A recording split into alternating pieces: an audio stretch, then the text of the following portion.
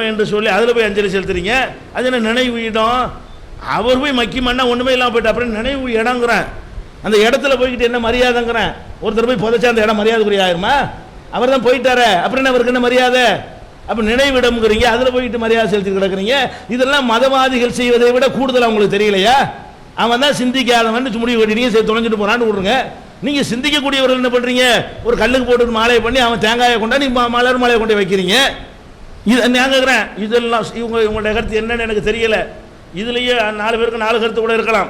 இதில் அந்த செயலை கண்டிக்கக்கூடியவர் இருக்கலாம். ஏன்னா யூனிஃபார்மாக அவங்கள்ட்ட இல்லை பேச நீங்கள் பார்க்கும்போது தெரியும் சில விஷயங்களில் அது தப்பு தான் ஒருத்தர் சொல்லுவார். பொங்கலுக்கு 4 கருத்து சொன்னாங்கல்ல, அது மாதிரி அவர்களுக்கு இதில் 4 கருத்து கூட இருக்கலாம். நாங்கள் 4 கருத்தில் உள்ளவர்களுக்கும் ஒரே கேள்வி தான் கேட்குறோம்.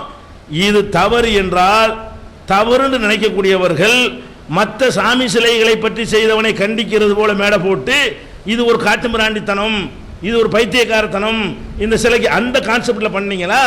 வீரமணியை நீங்கள் எதிர்க்கிறீங்கன்னு சொன்னால் பண விஷயத்தில் எதிர்ப்பீங்களே தவிர இந்த கான்செப்டை எதிர்த்திருப்பீங்களா?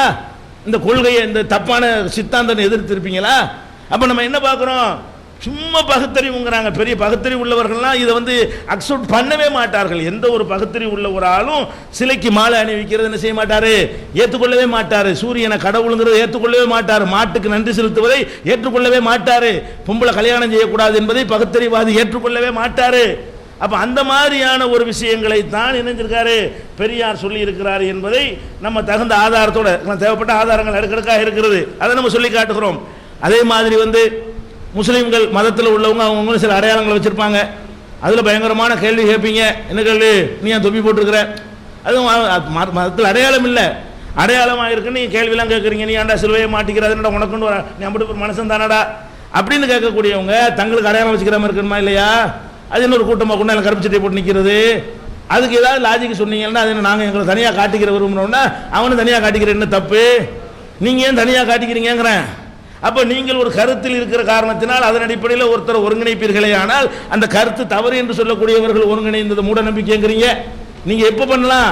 நீங்கள் செய்கிற பரவாயில்லைப்பான்னு சொல்லிட்டா நாங்கள் செய்கிற பரவாயில்லைன்னு சொல்லலாம். அது தப்புங்கிறீங்க.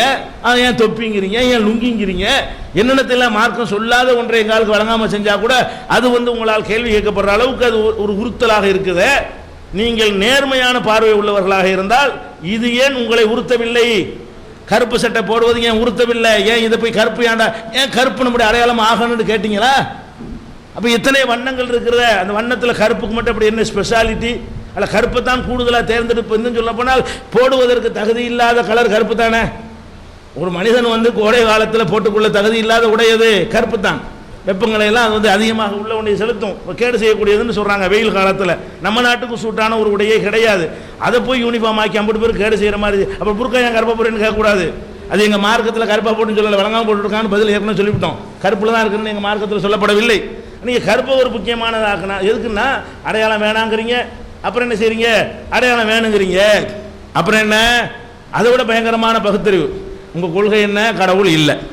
கடவுள் இல்லைங்கிற கொள்கையில் ஒருத்தர் உறுதியானவர்னா என்ன செய்யணும் தெரியுமா? அந்த கொள்கையுடைய அந்த வட்டத்துக்கு வெளியே போகாமல் நின்று என்ன செய்யணும்? அவர் நிற்கணும்.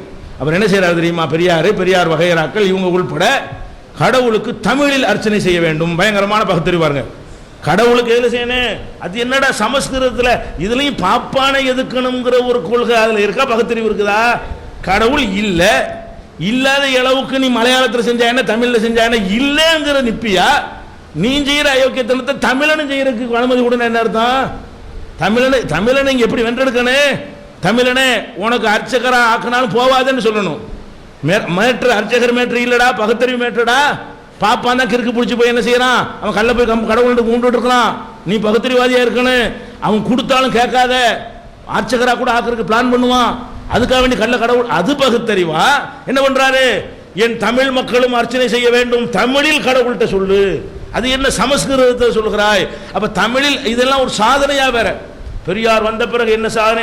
கலைஞர் வந்த பிறகு தமிழில் அர்ச்சனை செய்ய வேண்டும் என்று சட்டம் கொண்டு வந்தோம். ஓதுவார்களை சிதம்பரத்தில் இறக்கி விட்டு ஒரு குழப்பத்தை பண்ணி தமிழில் அவனை போட்டுக்கிட்டு சிந்திச்சுக்கிட்டு பகுத்தறிவாதியாக வரக்கூடியவனை அவனை போட்டுக்கிட்டு மூட நம்பிக்கை உள்ளவனை தள்ளி விட்டுவிட்டு பகுத்தறிவுக்கு பாடுபட்டோன்னா இது என்ன பகுத்தறிவு? இப்போ அவன் பகுத்தறிவாதியாக இருப்பான். தமிழில் போட்டுக்கிட்டு நடராஜரை கும்பிட்டு இருப்பானா? அவன் அதாவது புரியாமல் வழங்கிட்டு இருந்தாலும் நம்பிக்கை கம்மியாக இருக்குது. புரிஞ்ச பாஷையில் சொல்ல நம்பிக்கை கூடி போயிருப்பான் அவனுக்கு. நடராஜர் அவன் பாசையில பேசுறான்னு வைங்க, நடராஜர் பயங்கரமான ஆளு மனசுல பதியுமா இல்லையா? இதுக்கு இது ஒரு சித்தாந்தமா? நீங்க என்ன பண்ணணும்? தமிழில் அர்ச்சனையா? எதுக்கடா அர்ச்சனை வேணாம். பகுத்தறிவாதி என்ன செய்யணும்? நீங்கள் எதை சொல்கிறீர்களோ அதில் பகுத்தறிவுக்கு வெளியே நின்று வேற வேற காரணம் சொல்லுவாங்க. பதில் என்ன காரணம் சொல்லுவாங்க? அது ஏன் செய்தார் தெரியுமா? இந்த பாப்பா வந்து சமஸ்கிருதம் தான் கடவுள் மொழின்னு சொன்னா, எனக்கு மட்டும் தான் தெரியும்னு சொன்னான். அதான் பதில். அது உணர்வு பூர்வமான பதில். அறிவுபூர்வமான பதில் என்ன? பகுத்தறிவுக்குள்ள பதில் ஆகுமா அது? அவன் எதுக்காக செஞ்சுட்டு போறான்? ஒரு பகுத்தறிவாதி மக்களை நீங்கள் பகுத்தறிவுள்ள ஆக்குவது உங்க நோக்கமா? அவன் தமிழ்ல முட்டா பயில ஆகணும்னு நோக்கமா? நீ முட்டா பயில போனாலும் சமஸ்கிருதத்தில் முட்டா போயிடாத, தமிழ்ல போய் முட்டாளா போகும். இது என்ன பகுத்தறிவு நான் கேட்கிறேன். இது பகுத்தறிவா? இது அவர் இது செஞ்சாரா இல்லையா? அதுக்கு என்னது? அனைத்து சாதியினர் அர்ச்சகர் ஆகணும். அடுத்த பயங்கரமான தத்துவத்தை சொல்றாரு. எந்த ஒரு சென்ஸுமே இல்லைங்க. ஒரு அறிவாளி சொல்ல மாட்டாருங்க. ஒரு கூர்மையான சிந்தனை உள்ளவர் வந்து இப்படி பேசவே மாட்டார். என்ன செய்யணும்? அனைத்து சாதி பாப்பா மட்டும் என்ன அர்ச்சனை பண்ற, அம்புட்டு சாதிக்காரனும் பண்ணணும், எல்லா ஜாதிக்காரனையும் சாமியாராக்கு அப்படின்னா கொஞ்சம் நஞ்சம் வேணான்ட்டு உங்கள்கிட்ட திருந்தி வந்தானே அவனை கொட்டி கோயிலில் கொட்டி தள்ள புரியலா? அவனை போய் அந்த ஓம் ராமாய நமஹான்னு சொல்லாம தமிழ்ல போய்கிட்டு அந்த மந்திரங்களை சொல்லி கடவுளை வழிபடக்கூடியவனா? இல்லாத கடவுளை, உங்க வாதப்படி இல்லாத கடவுளை, எங்க வாதப்படி இல்லாத கடவுள் தான். இல்லாத கடவுளை போய் வழிபடுவதற்காக வேண்டி அனைத்து சாதிகளை அர்ச்சகர் ஆக்குங்கிறீங்களே, இது ஒரு பயங்கரமான கான்செப்ட் சொல்றீங்களே. இதுல வந்து நீங்க உணர்ச்சிகரமாக சிலர் தூண்டி விடுறதுக்கு உதவலாம். பாப்பானியத்தை ஒதுக்குறோம். ஏன் அதை விட இதான சரியான ஒதுக்குதல்? எந்த கான்செப்டை வச்சு ஒதுக்குனாலும் அது இல்லாமாக்கு அது ஒதுக்குமா? இப்ப பாப்பானை அவனே கை கோத்து விட்டுட்டீங்களே, இப்ப ஒன்னாக்கி விட்டீங்களே. பாப்பானை வந்து பிரிக்கிறேன்னு சொல்லிவிட்டு பாப்பான் ஒரு பக்கம் மந்திரம் சொல்ல, இவன் ஒருத்தன் மந்திரம் சொல்லிட்டு உட்காந்துட்டு இருக்கிறான். இப்ப ஓதுவார் அங்கிட்டு பார்க்க ஒன்று சொல்றான், இங்கிட்டு பார்க்க ஒன்று சமஸ்கிருதம் சொல்லி என்ன உட்காடுறாங்க. நாளைக்கு 2 பேரும் தோல்ல கை போட்டுக்கிட்டு இன்னைக்கு நீ சமஸ்கிருதம் சூப்பரா சொன்ன அப்படின்னு ஆயிடுவாங்களா? நாளைக்கு கடைசியில் ஒட்டுமொத்தமா கொஞ்சம் நஞ்சம் தெரிஞ்சு வந்து கொண்டு போய் மறுபடியும் கல் மண்ணை கும்பிடக்கூடிய ஆக்குறது வந்து பகுத்தறிவா? இது என்ன சிந்தனைங்கிறது? ஒரு அறிவாளிக்கு தோன்றக்கூடிய ஒரு சிந்தனையா? ஒரு சிந்திக்கக்கூடிய ஒரு மக்கள் என்ன செய்யணும்? பகுத்தறிவாவே நம்மளை உங்களை கொண்டு போகணும், விடவே கூடாதுன்னு நினைத்தால் நெருங்காத கல்லு பக்கம் உன்னைய கொண்டு தலையில் கிரீடத்தை வச்சாலும் நீ ஏத்துக்கிறாத. கல்லு தான் இவனாத்தான் கற்பிச்சான் கடவுளை. அது மாதிரி சொன்னாரான்னு இதான் நாங்கள் கேட்குற விஷயங்கள். பகுத்தறிவு இல்லை. நீங்க சொல்லக்கூடிய சித்தாந்தங்கள் எதுலையுமே பகுத்தறிவு இல்லை. நினைவு நாள்னு கொண்டாடுறீங்க. அதுக்கெல்லாம் ஆதாரம் நான் படிக்கல, டைம் குறைவாக இருக்குனால அவ்வளோ ஆதாரம் வச்சிருக்கிறேன்.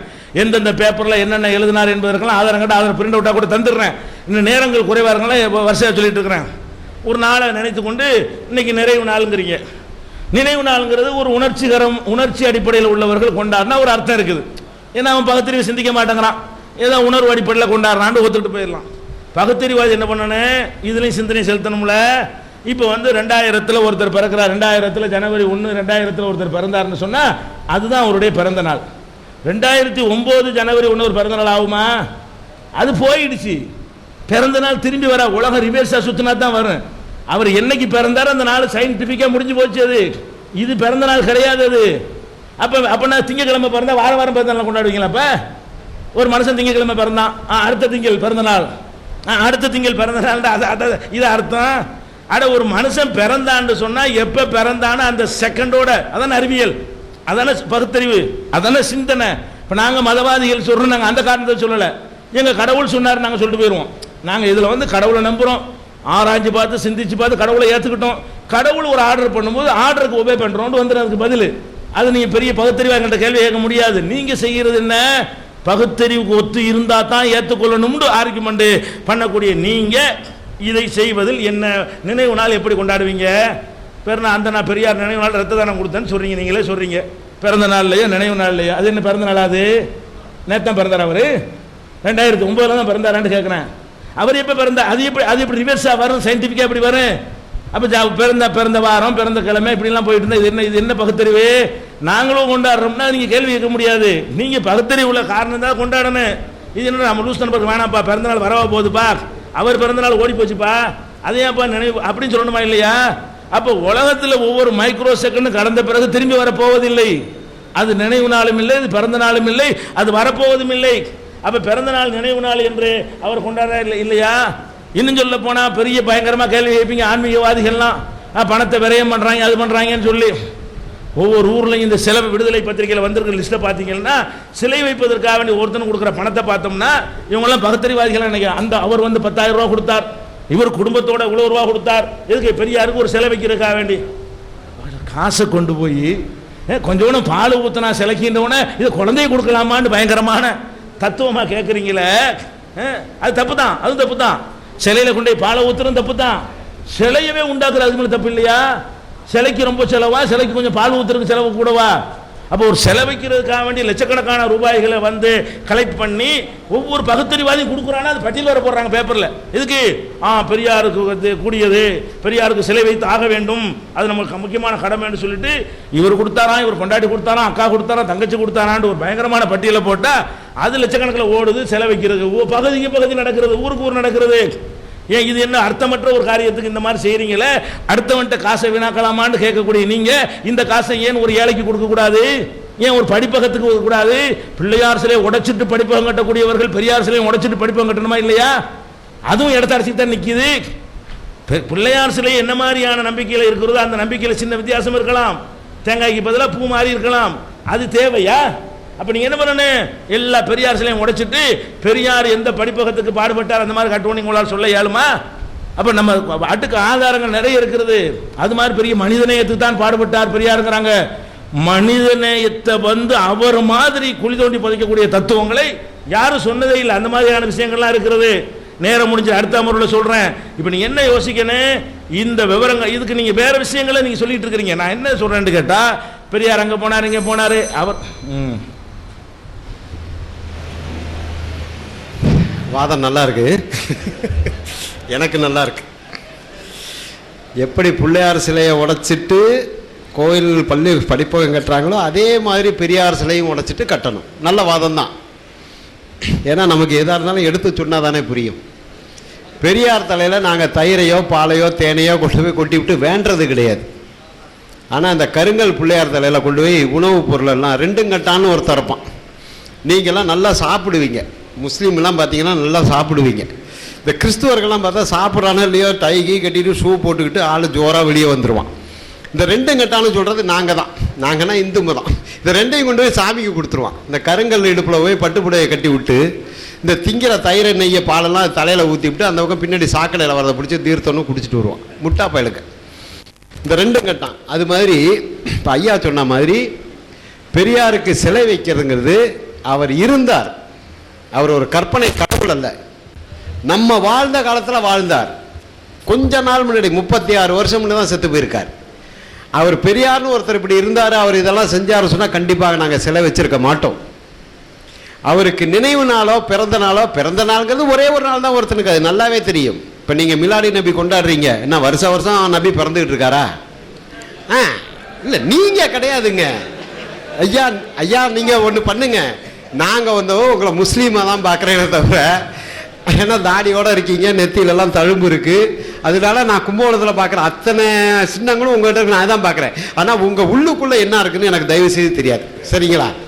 அதனால இந்த ப்ராட்டஸ்டன்ட்னு ஒரு தப்பான். அவன் பார்த்தீங்கன்னா நான் இயேசுவெல்லாம் கும்பிட மாட்டேன், சிலுவையை தான் கும்பிடுவேன்பான். சிலுவைங்கிறது ஒரு கொலைக்கருவி. முன்னாடி கில்லட்டின் இருந்தது, இப்போ தூக்கு தண்டனை இருக்குது. அப்போ ஒரு நாள் இது மாதிரி விவாதம் பண்ணும்போது ஒருத்தர் கேட்டால் நாங்கள் இயேசுவை கும்பிட மாட்டோங்க, சிலுவையை தான் கும்பிடுவேன்னா. அது பெரிய முட்டாள்தனமாச்சே அப்படின்னு. என்னங்க அதை போய் முட்டாள்தனங்கிறீங்கன்னா, ஏன்ப்பா அது ஒரு கொலை கருவிப்பா. இப்போ நீ என் வீட்டுக்கு வர, நான் ஒரு அருவாளுக்கு பூமாலையெல்லாம் போட்டு சூடாக காமிச்சிக்கிட்டு இருக்கேன், என்னங்க இது அருவாளை கும்பிட்றேன்னு கேட்குறீங்க. எங்கள் அப்பனை இதில் தான் வெட்டி கொண்டா, நான் அன்னையிலேருந்து இதை கும்பிட்றேன்னா நான் அறிவாளியா முட்டாளா? நான் 1ஆம் நம்பர் முட்டாள். அதனால ஐயாவுக்கு சிலை வைக்கிறது அவருக்கு செய்கிற நன்றி கடன். உங்கள் இஸ்லாத்தில் எந்த நினைவு சின்னமும் இருக்கக்கூடாது, ஃபோட்டோ இருக்கக்கூடாது, சிலை இருக்கக்கூடாது, உருவ வழிபாடு இருக்கக்கூடாது. அதை மட்டுமே நீங்கள் ஆதாரமாக வச்சு பேசுகிறதுங்கிறது எல்லா மதத்துக்கும் பொருந்தாது. நம்மளை அடிமைப்படுத்தின வெள்ளைக்காரனுக்கு இன்னும் நம்ம இந்தியாவில் சிலை இருக்குது. நம்ம பணத்தெல்லாம் சுரண்டினான், நம்மளை கூலிக்காரனாக வச்சுருந்தான், அவனுக்கெல்லாம் இந்தியா முழுக்க சிலை இருக்குது. ஏன் இருக்குது? அவன் நம்மளை அடிமைப்படுத்தினான்னு மகிழ்ச்சிக்காகவா? அப்படி கிடையாது. வெள்ளைக்காரன் வச்சது. அவனுடைய ஆட்சி கிளைவுக்கு இன்னைக்கு செலவு வச்சிருக்கான்னு சொன்னால் என்னன்னா அவ்வளோ கொடுமைப்படுத்தி பணத்தை சம்பாரிச்சு கொடுத்தான். அதுக்காக வச்சுருக்கான். பெரியாருக்கு நாங்கள் அதுக்காக வைக்கிறது கிடையாது. இன்னமும் நிறைய வைக்கணும்னு ஆசைப்படுறோம். ஏன்னு கேட்டிங்கன்னா, யாராவது ஒருத்தன் பெரியார்கிட்ட போய் மாலையை போட்டு பெரியாரை நீ என்னை காப்பாற்றுன்னு சொன்னால் முதல்ல அவன் மண்டையை உடைக்கிறது நாங்களாக தான் இருக்கும். அவருக்கு ஒரு நினைவுக்காக, இப்படி ஒரு மனிதர் வாழ்ந்தாருக்காக அந்த சிலையே தவிர மாலை போடுறதுக்கு ஒரு மரியாதையாக பழக்க தோஷம். திரும்ப திரும்ப நான் என்ன சொல்கிறேன்னா, இந்த மக்கள் செய்வது முழுக்க அவங்களுடைய பழக்க தோஷம். அதை உடனே ஒரே செகண்டில் மாற்றிட முடியாது. எப்படி உங்கள் மக்களை மாற்ற முடியாதோ அதே மாதிரி எங்கள் மக்களையும் மாற்ற முடியாது ஐயா. காலையிலேயே நான் சொல்லிட்டேன், கருப்பு சட்டை போட்டவங்களாம் பகுத்தறிவாதின்னு தயவு செய்து நினச்சிக்காதீங்கன்னு நான் சொல்லிவிட்டேன். திரும்ப திரும்ப அதை சொல்ல வேணாம். நீங்கள் எப்படி வடிகட்டின முஸ்லீமாக இருக்கீங்களோ அதே மாதிரி நான் வடிகட்டின பெரியாரிஸ்டாக இருக்கிறேன். நாங்கள் இருக்கிறோம், புரியுதுங்களா? எது எது நீங்கள் தவறுன்னு ஒதுக்கிட்டு வந்துருக்கீங்க, அதே மாதிரி எங்களுடைய இருக்கிற இயக்கத்துலேயும் சில தவறெல்லாம் எங்களுக்கு பிடிக்காம தான் வந்திருக்கோம். அப்போ யாரும் பெரியார்கிட்ட போய் அது பொருளை செலவு பண்ணுறதில்ல. அந்த சிலை வைக்கிறதோட சரி, அவருடைய பிறந்த நாளுக்கும் அவர் நினைவு நாளுக்கும் ஒரு நன்றி செலுத்துகிற மாதிரி. ஏன்னா அவர் நமக்காக வாழ்ந்தாருக்காக தான், அவரை நாங்கள் கண்ணால் பார்த்தோங்கிறதுக்காக தான். கண்ணால் பார்த்ததை நாங்கள் நம்புவோம், அதில் ஒன்றும் சந்தேகத்துக்கு வேலையே கிடையாது. பார்க்காததுக்கு என்னாலமோ பண்ணிகிட்டு இருக்கீங்க, அதை பற்றி நான் கேட்கவே இல்லை, அது எனக்கு தேவையும் இல்லை. 7:40 அதான் அது ஏதோ இப்போ உங்கள் மதத்தில் இறந்த பிறகு 7:40 கொண்டாடுறீங்கன்னு ஐயா சொல்கிறாரு, அதை நீங்கள் மறுப்பீங்க, நாங்கள் கொண்டாடலாம் சொல்லுவீங்க. அதான் தெரிஞ்சு போச்சு, நீங்கள் உங்களுக்கு ஒன்றுமே இல்லைன்னு தெரிஞ்சு போச்சு.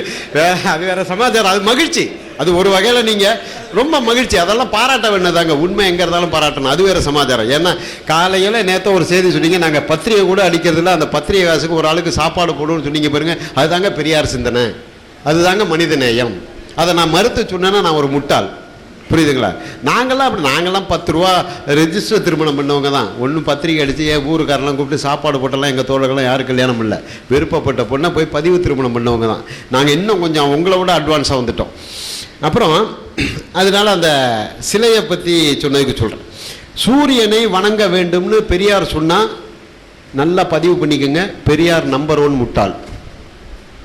நான் தான் சொல்கிறேன், சிற்பி ராஜன் சொல்கிறேன். சூரியனை வணங்க வேண்டும் என்று பெரியார் சொல்லி இருந்தால், எந்த ஒரு பொருளையும் வணங்க வேண்டும் என்று பெரியார் சொல்லியிருந்தால், பெரியார் நம்பர் 1 முட்டாள். இதை சொல்லி கொடுத்தது அவர். ஈரோட்டுக்கு ஒருத்தர் போறார், ஐயா நீங்கள் வீட்டில் பிள்ளையார் வச்சு கும்பிடுறீங்கன்னு சொல்கிறாங்க, என்னையா சொல்கிறேன்னா, பெரியார் ஒரு முட்டாள்னு சொல்லிட்டு போட்டார். என்னையா உங்களை போய் நான் முட்டாள்னு சொல்கிறதன்னாரு. பிள்ளையாரை யார் கும்பிட்றான்னா அவன் முட்டாள், பெரியார் கும்பிட்றாரு சொன்னால் அவரை முட்டாள்னு சொல்லிட்டு, அவ்வளோதான், விஷயம் முடிஞ்சு போச்சு. பெரியார் தொண்டர்களோ யாருக்கும் வச்சுக்க மாட்டாங்க. வணங்க வேண்டும்னு பெரியார் சொன்னதா இந்த அச்சில் நினச்சி பேப்பரில் அடிச்சிருந்தா அதை ஏற்றுக்கிறாள் நான் கிடையாது. அதை பற்றி எனக்கு கவலையும் இல்லை. பெரியார் சூரியனையோ சந்திரனையோ கடவுளையோ மனிதனையோ வணங்க வேண்டும், அம்மா அப்பாவையோ வணங்க வேண்டும் என்று சொல்லியிருந்தால் அவர் 1ஆம் நம்பர் முட்டால், அதில் சந்தேகத்துக்கு வேலையே இல்லை. இது கூட நான் ஆதாரமாக சொல்ல முடியாது. கண்டிப்பாக அவர் சொல்லியிருக்க மாட்டாருங்கிறது எங்கள் எல்லாருக்குமே தெரியும். அது அந்த செய்தி எப்படி வந்திருக்கோ, அது உங்களுக்கு அந்த செய்தி எங்கேருந்து எடுத்தீங்களோ அவங்கக்கிட்ட கேட்டுக்கங்க, இல்லை கொடுங்க, நான் கேட்டு சொல்கிறேன், அது வேறு சமாச்சாரம். மெட்டீரியல் ஒன்று தான். பிள்ளையார் சிலையை உடைச்சாலும் சரி, ஐயா சிலையை உடைச்சாலும் சரி, மெட்டீரியல் ஒன்று தான். அது எதால் உருவாக்கப்பட்டோ அதுதான். மெக்காவில் போய் உடைச்சிங்கனாலும் அதுவும் சிமெண்ட்டாக தாங்க இருக்கும். மசூதியை போய் உடைச்சிங்கனாலும் அதான் சிமெண்ட். அது எதால் உருவாக்கப்பட்டோ அதான் இருக்கும். நம்ம அந்த மெட்டீரியலுக்கு மதிப்பு கொடுக்கறது கிடையாது. அந்த ஆளுடைய உழைப்புக்கு மதிப்பு கொடுக்குறோம். அதுக்கு ஒரு உருவம் தேவை. அதுக்கு தான் சும்மா தாடி வச்ச ஒரு ஆளை செஞ்சு வைக்கிறானே தவிர பெரியார் மாதிரி செய்யணும்னு நாங்கள் யாரும் எதிர்பார்த்ததே கிடையாது. எங்களுக்கு அவருடைய கொள்கைகள் தான் முக்கியமே தவிர, இப்போ கிளைவ் சிலையை பாருங்கள், அப்படியே கிளைவ் மாதிரியே இருக்கும். ஏன்னா அவன் பெரிய ஆர்டிஸ்ட்டை கூப்பிட்டு செஞ்சுருப்பான். நாங்கள்லாம் பார்த்தீங்கன்னா அந்த மோல்டில் போட்டு மன்னார்குடியில் வைக்கிறான், 7500 ரூபா, அதை தான் வாங்கி வைக்கிறோம். அது பெரியார் மாதிரியே இருக்காது. ஏதோ குண்டா ஒரு ஆள் தாடி வச்சுக்கிட்டு ஒரு குச்சி வச்சுட்டு இருப்போம், எங்களுக்கு அது போதும். எங்களுக்கு நாங்கள் அந்த சிலைக்கு முக்கியத்துவம் கொடுக்கவே இல்லை. அவரை மக்கள் மறந்துடக்கூடாது. இன்னைக்கு நம்ம பிள்ளைங்கள்லாம் ஓரளவுக்கு ஐஏஎஸ் ஆஃபீஸராகவும் சுப்ரீம் கோர்ட்டு நீதிபதியாகவும் இருக்கான்னா என்ன காரணங்கிறீங்க? பெரியாருடைய உழைப்பு, காமராஜருடைய உழைப்பு. வேற யார் உழைச்சா நமக்காக? இந்த பாருங்க, இப்போ ஒரு 3 மாதம் முன்னாடி ஒரு தீர்ப்பு சுப்ரீம் கோர்ட்டில், என்ன தெரியுங்களா, இடஒதுக்கீடு கூடாதுன்னு ஒரு பாப்பா மனு கொடுக்குறான். அந்த நீதிபதி என்ன சொல்றார், இடஒதுக்கீடு வேணுங்கிறார். என்ன காரணம்னு கேட்குறான். கேஸ் போட்டவன் நீதிபதி சொல்கிறாரு, நாங்கள் சாயங்காலம் போய் போலீஸ் ஸ்டேஷனில் கையெழுத்து போடுற ஜாதி, அந்த இடஒதுக்கீடை வச்சு தான் நான் இன்றைக்கி நீதிபதியாக உட்காந்துருக்கிறேன். அந்த ஒதுக்கீடை எடுத்துட்டா என்னுடைய பேரனுக்கு பேரன் திரும்ப போய் கையெழுத்து போட்டுட்ருக்கணும். என்ன, கல்லர்னு ஒரு ஜாதி இருக்குது இந்து மதத்தில். அவங்க சாயங்காலம் உள்ளூர் போலீஸ் ஸ்டேஷனில் போய் கையெழுத்து போடணும். கல்லன்னா திருடன். சாயங்காலம் உள்ளூர் போலீஸ் ஸ்டேஷனில் கையெழுத்து போடணும். நாளைக்கு அவன் திருச்சிக்கு ஒரு கல்யாணத்துக்கு போகிறான்னா இன்றைக்கி சாயங்காலம் போலீஸ் ஸ்டேஷன் சொல்லணுங்க, நாளைக்கு வந்து திருச்சிக்கு நான் கல்யாணத்துக்கு போகிறேன் அப்படின்னு. திருச்சி போலீஸ் ஸ்டேஷனில் போய் கையெழுத்து போடணும். கல்யாணத்துக்கு போன வீட்டில் அவன் போய் போலீஸ் ஸ்டேஷனில் போய் கையெழுத்து போட்டு வரணும். திரும்ப இன்றைக்கி நான் திரும்ப மெட்ராஸ் வந்துடுறேன்னு சொல்லணும். இந்த மாதிரி ஒரு நிலை இருந்தது. இன்றைக்கி அது மாதிரி இருக்குதுன்னா இல்லை. அது வந்து பெரியாருடைய உழைப்பு. தெருவுக்குள்ளே போகக்கூடாது, நாங்கள் நாய் போகலாம், ஆடு போகலாம், பண்ணி போகலாம், மனுஷன் போகக்கூடாதுன்னு சொன்னான். இன்றைக்கி எல்லா தெருவிலையும் எல்லாம் போயிட்டுருக்கோம். அது பெரியாருடைய உழைப்பு.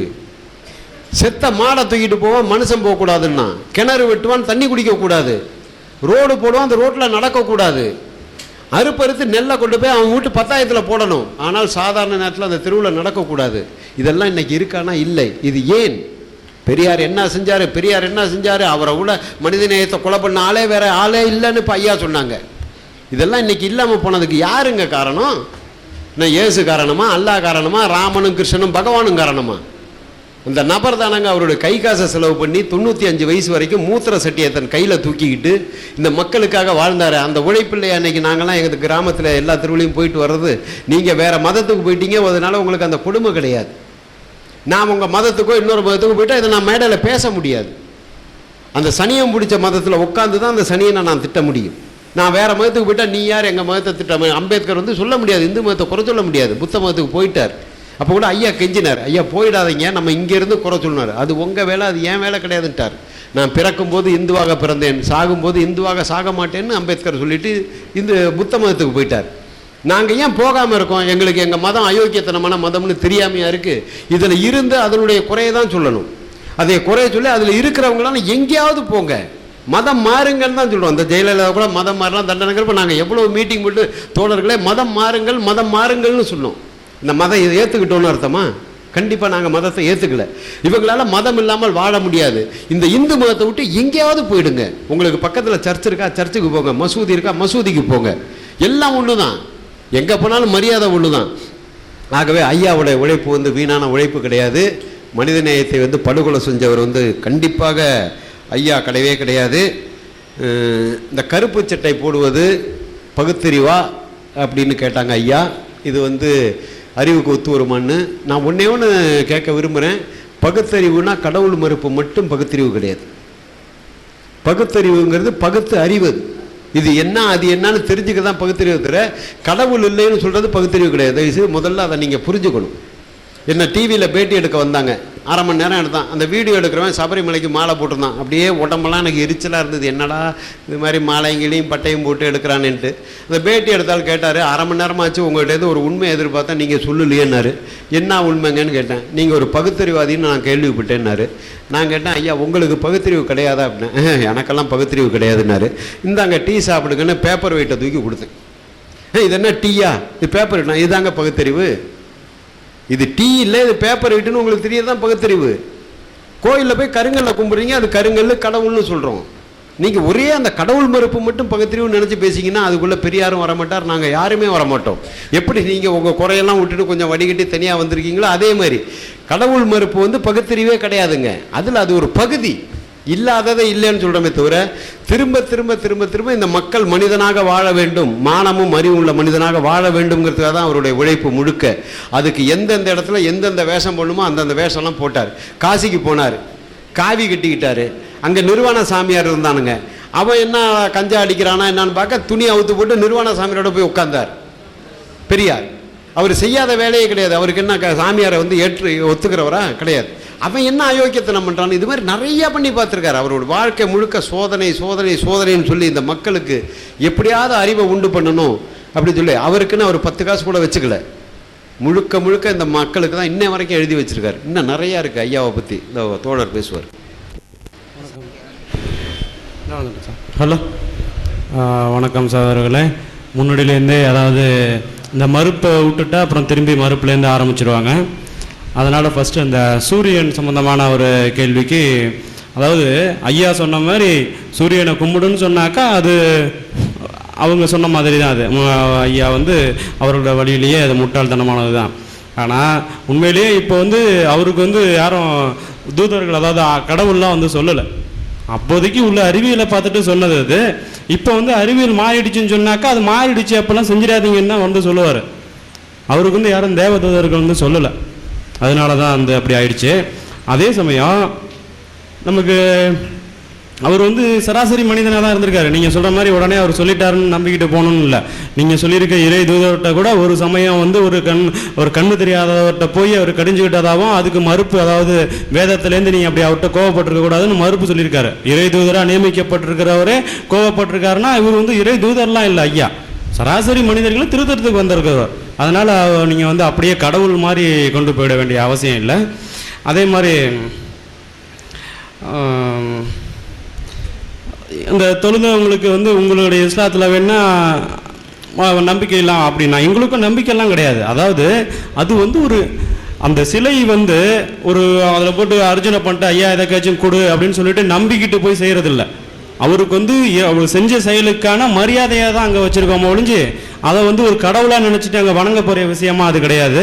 அதே மாதிரி நினைவு நாளுங்கிறது என்னன்னாக்கா அந்த நினைவு நாளில் என்ன பண்ணணும்னா ஐயா பெரியார் வழியை நடப்புவாங்க ஒரு உறுதிமொழி ஏற்பதுக்காக ஒரு நாள் எடுத்துக்கிட்டு அதில் தான் சொல்கிறோம். நீங்கள் அந்த நினைவு நாள் கூட கூடாதுன்னு சொன்னீங்கன்னா இப்போ ஒரு துக்கமான சம்பவம் என்னென்னா அந்த ராமர் கோவில், அதாவது மத விதிகளாக ராமர் கோவில் அந்த இடிச்சதுங்கிறது, அதாவது மசூதி இடித்ததை அங்கங்கே மறக்க முடியுமா? டிசம்பர் 6 ஏன் அது இடிச்சிட்டாங்க விட்டுடலாம்ல? டிசம்பர் 6 மறக்க முடியுமான்னு ஏன் அப்புறம் செவுத்தில் போய் அடித்து விட்டணும்? மறக்க மாட்டீங்கல்ல? அதே மாதிரி தான் நினைவு நாளுங்கிறது ஒன்று வச்சுட்டோம்னா அதில் வந்து ஒரு நல்ல உறுதிமொழி ஏற்படுறதுக்காக ஒரு நினைவு நாள் அது. அப்படி தான் நீங்கள் அறிவியல் ரீதியாக தான் அதையும் அடுத்துட்டு போகணும். அதாவது அப்புறம் வந்து இந்த மறுப்பு கொள்கைங்கிறது, அதாவது தமிழில் வந்து இந்த அர்ச்சனை பண்ணணுன்னு சொல்கிறீங்க, அதுக்கு மறுப்பு என்னன்னா, அதாவது எல்லாரும் வந்து அதை மறுக்கணும்னா கடவுள் இல்லைன்னு தான் சொல்கிறோம். யாரும் வந்து தமிழில் இப்போ எடுத்தவொடனே நீங்கள் வந்து தமிழில் அர்ச்சனை பண்ணுங்கன்னு ஐயா சொல்லலையே. கடவுள் இல்லைன்னு சொல்லி பார்த்துட்டு இல்லை அவன் கேட்குற மாதிரி இல்லைன்னொடனே அப்புறம் அது தமிழ்லையாச்சும் சொல்கிறான்னு சொன்னாங்க. இது நாளைக்கு மாறும். உங்கள் குரான்லேயும் வந்து உடனே இதெல்லாத்தையும் ஏற்றுக்கணும்னு சொல்லியே 3 மத குழந்தைக்கு ஒன்று சொல்கிறாங்க, அப்புறம் 10 மத குழந்தைக்கு தாய்க்கு தெரியும்னு சொல்லியிருக்காங்கல்ல. இறைவனுக்கே அப்படி தான் நீங்கள் உங்களுடைய கொள்கை இருக்கும்போது மனிதனுக்கு இப்படி உடனே வந்துடும் தெரியாதா? அதாவது மனிதனுடைய சிந்தனைங்கிறத வந்து ரொம்ப குறுகிய வட்டம் தான். அவங்க சொல்லியிருக்கிற அதே தான். அதாவது உடனே ஏற்றுக்க மாட்டாங்கன்னு சொல்லி தமிழில் வரும். அதுக்கப்புறம் அவன் உள்ளே போய் பார்க்கும்போது கடவுள் இல்லைன்னு அவனுக்கே தெரிஞ்சிடும். அவன் என்ன போட்டிக்கு இருக்கிற பாப்பன் ஒதுங்கி போயிடும் போது உள்ளே போய் அவனே அர்ச்சனை பண்ணும்போது அங்கே ஒரு கடவுள் இல்லைன்னு அவனுக்கும் தெரிஞ்சிடும். அப்போ சுத்தமாக கடவுள் இல்லாமல் போயிடும். அதில் உள்ள உண்மை அதுதான். நீங்கள் வந்து நாளைக்கு இருந்து தமிழ் அர்ச்சனைங்கிறது வந்து இல்லாமையே போயிடலாம்ல, சுத்தமாக கடவுளே இல்லைங்கிற ஒரு வழிக்கு வந்துடும். பேசணுமா? இந்த ஒரு நிமிஷம். சரி ஐயா, நேரம் கம்மியாக இருக்குனால பேசும். தோழர்களே, இங்கே வந்து லைவாக தான் ஓடிக்கொண்டு இருக்கிறது. அனைவரும் பார்த்து கொண்டிருக்கிறது, அருகாமையிலும் பார்த்து கொண்டிருக்கிறீர்கள். அதாவது எல்லோருக்கும் தெளிவாக புரியக்கூடிய ஒரு விஷயம். நாங்கள் வந்து ஐயா அவர்கள் சொன்னார்கள், ஒரு குழந்தை 2 சிறுவர்கள் வருகிறார்கள். அந்த சிறுவர்களிடம் ஒரு விஷயத்தை சொல்லும்போது ஆரம்பத்திலிருந்து இங்கே உட்கார்ந்து பார்த்தார்கள் என்றால் நாங்கள் சொன்ன கருத்துகள் என்ன, அவர்கள் சொன்ன கருத்துகள் என்ன, அதில் எது தவறு எது சரி, இதை சொல்லி முடித்துவிட்டு அடுத்தது வேறு எதுக்காவது தாவி விட்டோமா என்று பார்த்தால் இல்லை. அதாவது தோழர்களே, திருக்குறளை அதை நல்ல செய்திகள் இருந்தால் மட்டுமே அதை ஏற்றுக்கொள்வோம். அதில் தீய செய்திகள் இருந்தால் அதை விட்டு விடுகிறோம். ஸோ இதுதான் எங்கள் நிலை. ஆனால் ஐயா அவர்கள், நீங்கள் வந்து திருக்குறளை ஏற்றுக்கொள்கிறீர்கள், அகர முதல எழுத்தெல்லாம் ஆதி பகவானை முதற்றே உலகு. இந்த கேள்விக்கு எனக்கு இன்னும் பதிலே சொல்லவில்லை என்று ஐயா சொன்னார்கள். ஆனால் இதை நாங்கள் விட்டு விடுகிறோம். அதில் உள்ள நல்ல கருத்துக்களை மட்டும்தான் எடுத்துக்கொள்கிறோம். இதே போல்தான் உங்கள் குர்ஆனிலும் நல்ல கருத்துக்கள் இருந்தால் கண்டிப்பாக எடுத்துக்கொள்கிறோம். இப்போது பேசிய வரையில், இங்கு கிடைத்த செய்திகள் வரையில் எங்களுக்கு உங்களிடமிருந்து பிடித்தமான விஷயங்கள் இருந்தால் மன்னிப்பு கேட்டீர்கள், மன்னிப்பு எங்களிடம் கேட்டீர்கள். மிக வரவேற்கக்கூடிய விஷயம், உங்களை வந்து மேன்மையாக, அதாவது என் தலையில் தூக்கி சுமக்கக்கூடிய அளவுக்கு நான் உங்களுக்கு கடமைப்பட்டிருக்கிறேன். இது வரவேற்கக்கூடிய ஒரு விஷயம். அதுமேல் சரி தவறு என்று பிரித்து பார்த்து ஆராயும் போது அதில் தவறு இருந்தால் தள்ளிவிடுவோம், உண்மை இருந்தால் எடுத்துக்கொள்வோம். ஐயா பேசுவார்கள்.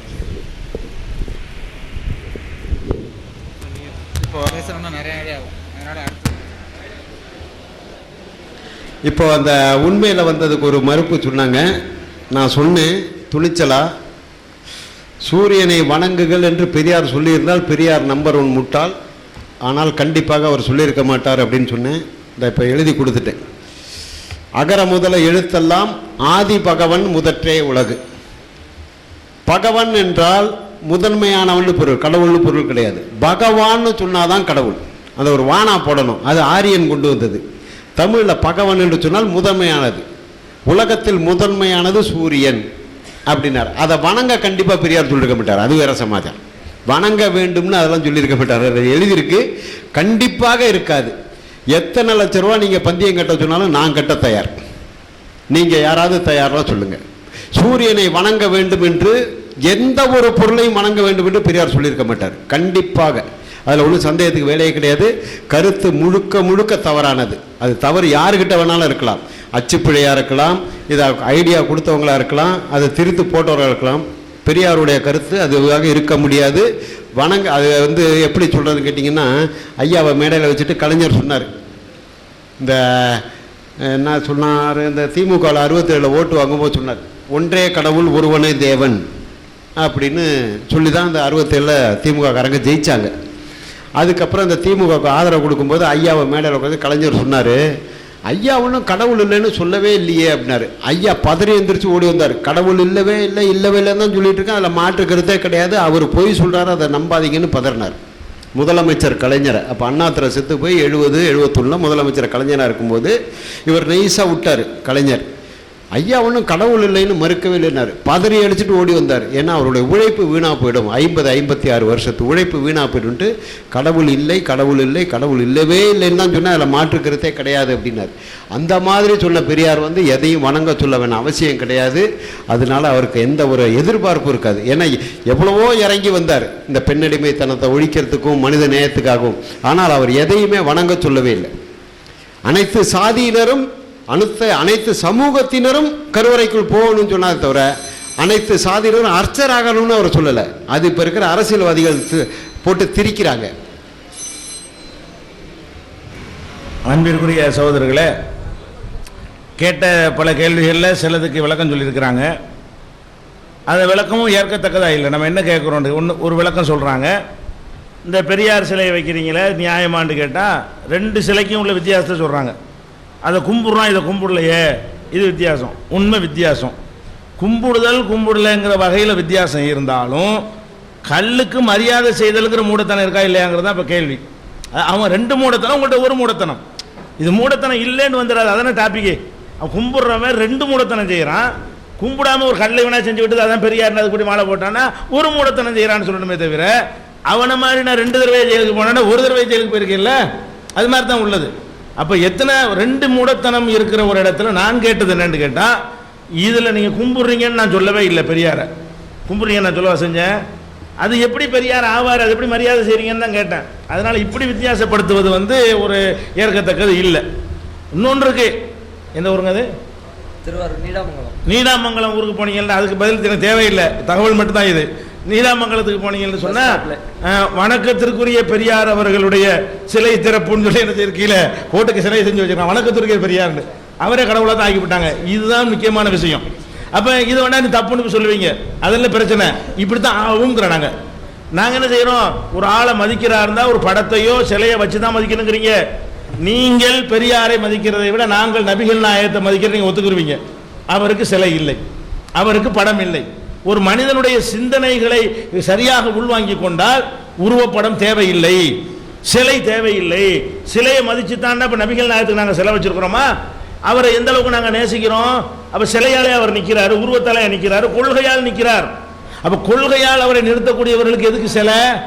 அப்போ இதெல்லாம் ஒரு சமாதானம், இதெல்லாம் ஒரு ஆர்குமெண்ட்னு என்ன செய்ய முடியாது, சொல்லவே முடியாது. அப்போ இந்த மாதிரி ஒரு பதிலை சொல்கிறாங்க. அப்புறம் பெரியார் சொல்லியே இருக்க மாட்டாருன்னு சொல்கிறாங்க. எடுத்து காட்டிட்டோம். இது அவங்களுடைய இணையதளத்திலிருந்து நம்ம எடுத்தது, அவங்களுடைய அதிகாரப்பூர்வமான பகுத்தறிவு பேசக்கூடிய இணையதளத்திலிருந்து எடுத்தது. அது அச்சுப்பிழையாக இருக்கலாம்னு கேட்டால் நீங்கள் அந்த இணையதளத்திற்கான்னு போய் செக் பண்ணி என்ன செய்யுங்க, நீங்கள் அச்சுப்பிழையாக சொன்னாரான்னு பார்த்துக்கிறங்க. சொன்னது கொடுத்து ஆதாரத்தை நம்ம கொடுத்து விட்டோம் கையில், வணங்குதா? அவர் அந்த மாதிரி தான் சொல்லியிருக்கார், ஆதரிக்கிற காலத்தில் சொல்லியிருக்கிறாரு. விடுதலை பத்திரிகைன்னு தான் போட்டிருக்கிறோம். விடுதலைக்கே வெப்சைட் இருக்கிறது. ஒவ்வொரு டேட் வாரியாக என்னென்ன டேட் விடுதலை வேணாலும் நாங்கள் எடுக்கலாம். விடுதலை பத்திரிகை லைப்ரரியில் போய் நாங்கள் போய் பார்த்து இதை எடுக்கலை. விடுதலைக்குன்னே வெப்சைட் வச்சுருக்காங்க, இணையதளம் இருக்குல்ல, அது உள்ளே போங்க, எடுங்க, இருக்கிறத நாங்கள் சொல்கிறோம். அப்போ தப்பாக இருந்துச்சுன்னா இப்போ என்ன செய்யுது? ஆனால் எனக்கு இதில் ஆச்சரியம் கிடையாது. அப்படியும் சொல்லியிருப்பார். ஏன்னா மாட்டுக்கு நன்றி செலுத்த சொன்னவர், அதெல்லாம் சொன்னவர் இதெல்லாம் சொல்லியிருக்க மாட்டான்னு சொல்ல முடியாது. ஒரு நேரத்துக்கு அவர் சொல்றவர் தானே, அவர் சொன்னபடியே அங்கே அதுக்கு தகுந்த மாதிரி ஒன்று சொல்லுவார், இதுக்கு தகுந்த மாதிரி சொன்னுவார்னா, இது ஏதோ ஒரு திருக்குறளை தூக்கி பிடிக்க வேண்டிய ஒரு நேரம் வரும்போது அதுக்கு தகுந்த மாதிரி சொல்லியிருப்பார். அதெல்லாம் ஒரு பெரிய விஷயம் கிடையாது. அதனால் இந்த மாதிரியான பதில்கள் தான் அவங்க சொல்லி இருக்கிறாங்களே தவிர, கேட்ட கேள்வி அப்படி பட்டியல் அப்படி இருந்துகிட்டே இருக்குது. மற்றது அவர் சொல்வார் தொடர்ந்து. அஸ்ஸலாமு அலைக்கும். இந்த பகவன்கிற வார்த்தையை சொன்னாங்க. பகவன்கிறது கடவுளை குறிக்காதுன்றாங்க. பகவன்கிறது வடமொழி சொல்லு. அது தமிழ் படுத்தும் போது பகவான் என்று எழுதலாம், பகவன் என்று எழுதலாம், கடைசி நம்மளுக்கு பகவான் என்று எழுதலாம். இது திருக்குறள்ல அந்த 1.25 அடி தான் இருக்கும். அந்த குறள் இதுக்காக அந்த மாத்திரை அளவு கணக்கு பண்ணி பகவன் என்று குறிப்பிடப்பட்டிருக்குது. அது என்ன சொல்லு என்பது முக்கியம் இல்லை. பகவன் என்பது சூரியனை குறிக்கும் என்றிருக்கார். பகவான் என்பது கடவுள். கடவுள் என்று இங்க யாரை சொல்றாங்கன்னா வேற கடவுள் இல்லை, சூரியன் தான் கடவுளுங்கிறார். இவர் சூரியனை வணங்க சொன்னார், நம்ம சொல்ல வேண்டியது அவசியம் இல்லை. சூரியனை கடவுள் என்று அவர் சொன்னார்னா என்ன அர்த்தம்? வணங்கும் தான் அர்த்தம், கடவுளாக அவர் ஏற்றுக்கொண்டார் தான் அர்த்தம். அது தொடர்பாக இன்னொரு செய்தி சொல்ல விரும்புகிறேன். அவங்க சொன்னாங்க, பெரியார்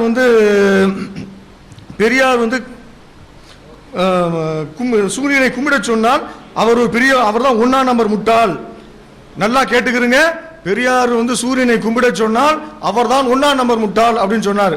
சொன்ன உடனே நம்ம உண்மையிலே பகுத்தறிவாதி தான் அப்படின்னு நினைச்சோம். அப்புறம் பார்த்தா உண்மையிலே பகுத்தறிவாதி இல்லைன்னு அடுத்தடுத்து போட்டார். என்ன போட்டாரு? பகுத்தறிவாதுன்னா என்ன தெரியுமா? அவர் உதாரணம் கொடுத்தார். அந்த உதாரணத்தை வச்சுக்கிட்டே நீங்க பார்த்து புரிஞ்சுக்கிறீங்க. ஒருத்தர் பெரியார்ட்ட போய் கேட்டாராம், நீ பகுத்தறிவாதி இல்லைன்னு ஒருத்தர் சொன்னாராம். உடனே பேப்பர் வெயிட்டை கொடுத்து இந்த டீ குடி அப்படின்றாராம். இது பேப்பர் வெயிட் ஆச்சுன்ன உடனே இதுதான் பகுத்தறிவுன்றாராம். அதே மாதிரி இதை சொல்றாரு. அப்ப நீனா சொந்தமா யோசனை பண்ணுங்கிறது தான் பெரியார் சொன்ன வந்தது. ஆனா இங்க என்ன சொன்னாரு பெரியார் அப்படி சொல்லிருந்தாருன்னா அவர் 1ஆம் நம்பர் முட்டாள்னு சொன்னாரு. அப்படி அவர் சொல்லி இருந்தாருன்னா அது புத்திசாலித்தனம். ஆனா அடுத்து என்ன சொன்னாரு? இதை பெரியார் தான் எங்களுக்கு சொல்லி கொடுத்தாரு, அதனாலதான் நாங்க நம்புறோம் அப்படின்றாரு. அவரே சொந்தமாக யோசித்து இதை சொல்லியிருந்தாருன்னா பகுத்தறிவுலாம். அந்த பகுத்தறிவு கூட நான் செய்ய மாட்டேன், பெரியார் என்ன சொல்றாரோ அதை தான் செய்வேன் பாரு. அப்புறம் ஹிந்துவாக இருந்து கொண்டே அதை திருத்துறது தான் நல்ல முறை அப்படின்றாரு. சாக்கடைன்னு உங்களுக்கு தெரிஞ்ச பிறகு ஏன் உள்ள உட்காந்துக்கிட்டு இருக்கிறீங்க? வெளியே வந்துருங்க. சாக்கடையாக இல்லாத இஸ்லாத்துக்கு வந்துருங்க, நாங்கள் உங்களை அழைக்கிறோம். இதன் மூலமாக அந்த அவையின் மூலமாக சாக்கடையில் இருக்காதீர்கள். சாக்கடைக்குள் இருந்து கொண்டு சாக்கடைக்குள் இருக்கக்கூடிய மற்றவங்க தண்ணியை ஊற்றி குளிப்பாட்டி நாங்கள் சுத்தமாக்க போறோம்னா முடியாது. நீங்கள் சாக்கடையில் இருக்காதீர்கள், நீங்க வெளியே வந்துருங்க. நீங்க இஸ்லாத்தை நோக்கி வாருங்கள். நீங்கள் இஸ்லாத்தை படித்து இருக்கிறீங்க. இஸ்லாம் பகுத்தறிவு மார்க்கம். இஸ்லாம் மூட நம்பிக்கைகள் ஒழிக்கக்கூடிய மார்க்கம். நீங்கள் கடவுள் என்று என்ன பெயரை சொல்லி மக்களை ஏமாற்றுகிறார்கள் சொல்கிறீர்களோ அதெல்லாம் இஸ்லாத்தில் இல்ல. நீங்கள் எதை எதிர்பார்க்கிறீர்களோ மனித நேயம், சமத்துவம் எல்லாம் இங்க இருக்குது, இங்க வாங்கன்னு உங்களை அழைக்கிறோம். அதே மாதிரி டிசம்பர் 6 நினைவு நாள்ன்றாங்க. டிசம்பர் 6 நினைவு நாள் இல்ல, அது கோரிக்கை தினம். நினைவு நாள் என்பது வேறு, கோரிக்கை தினம் என்பது வேறு. அதே மாதிரி பெரியார் சிலையிடம் போய் நாங்கள் எதையும் கேட்பதில்லை, மக்களுடைய பழக்க தோஷத்தால் அப்படி செய்யறாங்க, மக்களுடைய அவங்களை திருத்துறது கஷ்டம்ன்றாங்க. நாங்க மக்களை திருத்த வேணாம், திருத்துறது கஷ்டம்னு சொன்னா அதை நாங்க ஒத்துக்கிறோம். உங்களை மக்களை திருத்ததை பத்தி நாங்க உங்களை கேட்கல. உங்களுடைய தலைவர்கள் செய்துக்கிட்டு இருக்கிறாங்களே அதை தான் நாங்க கேட்கிறோம். உங்களுடைய தலைவர்களே போய் மாலை அணிவிக்கிறாங்களே, மாலை அனுமதிக்கிறாங்களே அதை நாங்க கேட்கிறோம். ரெண்டாவது பெரியார் இப்பதானே ஆரம்பிச்சிருக்குது. ரெண்டாவது பெரியார் சிலையிடம் நாங்கள் கேட்கறது இல்லை அப்படின்னாங்க. சரி, நீங்க கேட்கறது இல்லை, போய் மாலையை போட்டுட்டு என்ன செய்றீங்க? அமைதியா நிக்கிறீங்களே, என்ன செய்றீங்க? என்ன செஞ்சுக்கிட்டு இருக்கிறீங்க? நாங்க எங்களுக்கு மக்கள் ஓட்டு போட்டு எங்களை தேர்ந்தெடுத்ததற்கு எங்களுக்கு நன்றின்னு சொல்றீங்களா, இல்ல நாங்க நல்லபடியா ஆட்சி நடத்துவதற்கு எங்களுக்கு உதவி செய்யுங்கிறீங்களா? என்ன சொல்ல வர்றீங்க? உன் பேரை சொல்லி நாங்க மக்களை ஏமாத்திட்டோம்னு சொல்லிட்டு அவரை பார்த்து சிரிக்கிறீங்களா மனசுக்குள்ள? எதுக்காக அங்க நிக்கிறீங்க? அஞ்சலி செலுத்துவதுன்னு நிக்கிறீங்களே, அது என்ன என்ன செய்றீங்க? அந்த நேரத்தில் கேட்பதில்லைன்னா கையை அப்படி தூக்கி கேட்கணும், அப்படி கும்பிட்டு கேட்கணும், வாயத்திரம் செல்லணும் சொல்லணும் இல்ல, மௌனமாக நிற்பதன் அடையாளம் என்ன? அது என்ன செய்யுது அந்த நேரத்தில்? அப்புறம் இந்த அர்ச்சகர் தமிழ் அர்ச்சகர் இந்த கருவறைக்குள் நுழைவதை பற்றி சொல்லும் போது, தமிழர்கள் அதாவது சிலை வணக்கம் கூடாது, சாமியை ஒழிக்கணும்னு சொல்லியாச்சு. அப்புறம் என்ன தமிழர்களுக்கு மட்டும் அந்த உரிமை வேணும்? வடநாட்டிலிருந்து, அதாவது வடநாட்டை எதிர்க்கிறார்கள், ஆரியர்கள் ஆதிக்கம் இருக்கக்கூடாது என்பதற்காக சமஸ்கிருதத்தில் மந்திரம் சொல்றான். சமஸ்கிருதத்தில் மந்திரம் சொல்லக்கூடாது, தமிழ்லையும் மந்திரம் சொல்ல வேண்டும். கருவறையில் ஆரியர்கள் மட்டும் உள்ளே போகிறார்கள், தமிழர்களுக்கும் அந்த உரிமை வேண்டும் சொன்னா இது என்ன பகுத்தறிவுவாதம்? அதுக்கு ஒரு நல்ல இன்னொரு உதாரணம் கூட வளமையில சொல்லுவோம். என்ன உதாரணம் சொன்னா, வடநாட்டிலிருந்து ஆளை கூட்டிட்டு பங்களால வச்சு தொழில் பண்றான்னு கேட்டா அதை தொழில் பண்ண கூடாதுன்னு சொல்றதா? என்ன வடநாட்டிலிருந்து ஆளை கூட்டிட்டு வந்திருக்கிற தமிழ்நாட்டுக்காரங்களை வச்சு தொழில் பண்ணுப்பா, இப்படியா சொல்லுவீங்க? இதுதான் லாஜிக்கா? இது லாஜிக் இல்ல. இந்த மாதிரி உதாரணங்களை ஏன் சொல்றேன்னா, அவங்களோட பேச்சை நீங்க 2 நாளா கவனிச்சிருப்பீங்க. இந்த பகுத்தறிவு இயக்கம்னு சொல்லக்கூடியவர்கள் எல்லாம் இந்த மாதிரி நிறைய உதாரணங்களை தான் பேசுவாங்க. இது மாதிரியான நிறைய உதாரணங்கள்லாம் சொல்றேன். அது சம்பந்தமா இன்னும் நிறைய உதாரணங்கள் சொல்றேன். அதே மாதிரி பொருந்தா திருமணம், மணியம்மையை திருமணம் செய்ததை பற்றி சொன்னாங்க. பெண்களுக்கு உரிமை வேண்டும்னு சொல்றாங்க. அதே நேரத்தில் பெண் அடிமை கூடாது, பெண்களை ஒரு போக பொருளாக கருதுவது, அவர்களை சமைக்கிறதுக்காக பிறந்தவங்க, ஆண்களுக்கு ஊழியம் செய்வதற்காக பிறந்தவர்கள் சொல்வதெல்லாம் தவறுண்டாங்க. சொல்லிட்டு மணியம்மை திருமணம் பற்றி அவங்களே அதை எடுத்தாங்க. நம்ம அந்த பிரச்சனை எடுக்கிறதுக்கு முன்னாலே அவங்களே முந்திக்கிட்டு எடுத்தாங்க. எங்க எப்படி செஞ்சாங்கன்னு சொன்னா, மணியம்மையை திருமணம் செய்யறதுக்கு அம்மா சொன்னாங்களாம், நான் என்னம்மா நான் பாட்டுக்கு அவருக்கு உதவி செஞ்சுக்கிட்டு, அவருக்கு பணிவிடை செஞ்சுக்கிட்டு, சமைச்சு போட்டுக்கிட்டு, அவருக்கு உதவி கைகால பிடிச்சி விட்டுக்கிட்டு இருக்கிறேன் அப்படின்னு சொல்லிட்டு அம்மா சொன்னாங்களாம். அப்ப அவர் அந்த அம்மாவை இத்தனை வருஷமா திருமணம் முடிப்பதற்கு முன்பு வரை ஒரு அடிமைத்தனமாக நடத்திருக்காரு. பெண்ணுக்கு உரிமை வேணும், பெண்ணுக்கு சமத்துவம் வேண்டும் சொன்னவர் தன்னுடைய வீட்டிலே பெண்ணை அடிமையாக நடத்திக்கிட்டு இருந்திருக்காருன்னா இது என்ன பகுத்தறிவு? சொல்லுக்கும் செயலுக்கும் முரண்பாடாக இருக்குது. அதே மாதிரி இன்னொன்று சொல்றாரு, பெண் அடிமையை பற்றி சொல்லும் போது என்ன சொல்றாரு, பெண்களுக்கு உரிமை விடுதலை வேணும். விடுதலைக்கு என்ன காரணம் சொல்றாரு, பரிகாரம் சொல்றாருன்னா, பெண்கள் ஏன் அடிமையாக இருக்கிறான்னு பத்தி அவர் ஆய்வு செய்யறாரு. ஆய்வு செய்து சொல்றாரு, பொம்பளைங்க குழந்தை பெற வேண்டியிருக்குது. இந்த குழந்தை பெறதுக்கு ஆண் தனியா வாழ்ந்துட்டு போயிருமா, அவனுக்கு எந்த பிரச்சனையும் இல்லை. பெண்களுக்கு இந்த குழந்தை பெறுறதுன்னு ஒரு பிரச்சனை இருந்துகிட்டு இருக்குது. குழந்தை பெறுறது தன்னால பெற முடியாது, அதுக்கு ஒரு ஆம்பளை துணை தேவைப்படுது. அதனால இதை வச்சுக்கிட்டே ஆம்பளைங்க பொம்பளைங்களை அடிமைப்படுத்திக்கிட்டு இருக்கிறான் அப்படின்னு சொல்றாரு. அதனால பொம்பளைங்க புள்ளையே பெறாதீங்க அப்படின்னு ஒரு தீர்வு. இன்னொரு தீர்வு அவங்களே சொன்னாங்க, கற்பை பையை வெட்டி போடு. கற்பை பையெல்லாம் வெட்டி போட்டா ஆண் ஒன்று அடிமைப்படுத்த முடியாது. இதுவா தீர்வு? அவங்க நேற்று காலையில் சொல்லும் போது சொன்னாங்க, கொலை செய்தவனுக்கு மரண தண்டனை சொல்லும் போது, கொலை செய்தவனை தூக்கில் போட்டால் மரண தண்டனை விதித்தால் அவனுக்கா தண்டனை? அவன் குடும்பத்தில் உள்ளவங்கள சாப்பாடு இல்லாமல் இருப்பாங்க, அவங்கள தண்டிக்கிற மாதிரி ஆயிருதுல. தப்பு செய்தவன் இல்லை நீங்க தண்டிக்கணும்னு கேட்டாங்கல்ல. இப்ப இங்க ஆண் பெண்ணை அடிமைப்படுத்துறான். அடிமைப்படுத்துறதுக்கு அடிமைப்படுத்துறவன் ஆண், தண்டிக்கப்பட வேண்டியவன் ஆனா பெண்ணுடைய கர்ப்பப்பையை வெட்டி போடணுமா? இது பகுத்தறிவா? அப்ப நீங்க என்ன தீர்வு சொல்லணும்? அடிமைப்படுத்துறவன் ஆணு, அவன் தான் புள்ளைய போடுறான், அதனால அதை வெட்டி போடுறான் அப்படின்னு சொன்னீங்கன்னா பகுத்தறிவு. இது தீர்வு. இதை விட்டுட்டு தப்பு செய்யறான் இவன் அடிமைப்படுத்தான், ஆனா இவனை வெட்டி போடு, என்ன இதுவா பகுத்தறிவு? இது பகுத்தறிவே கிடையாதுங்க.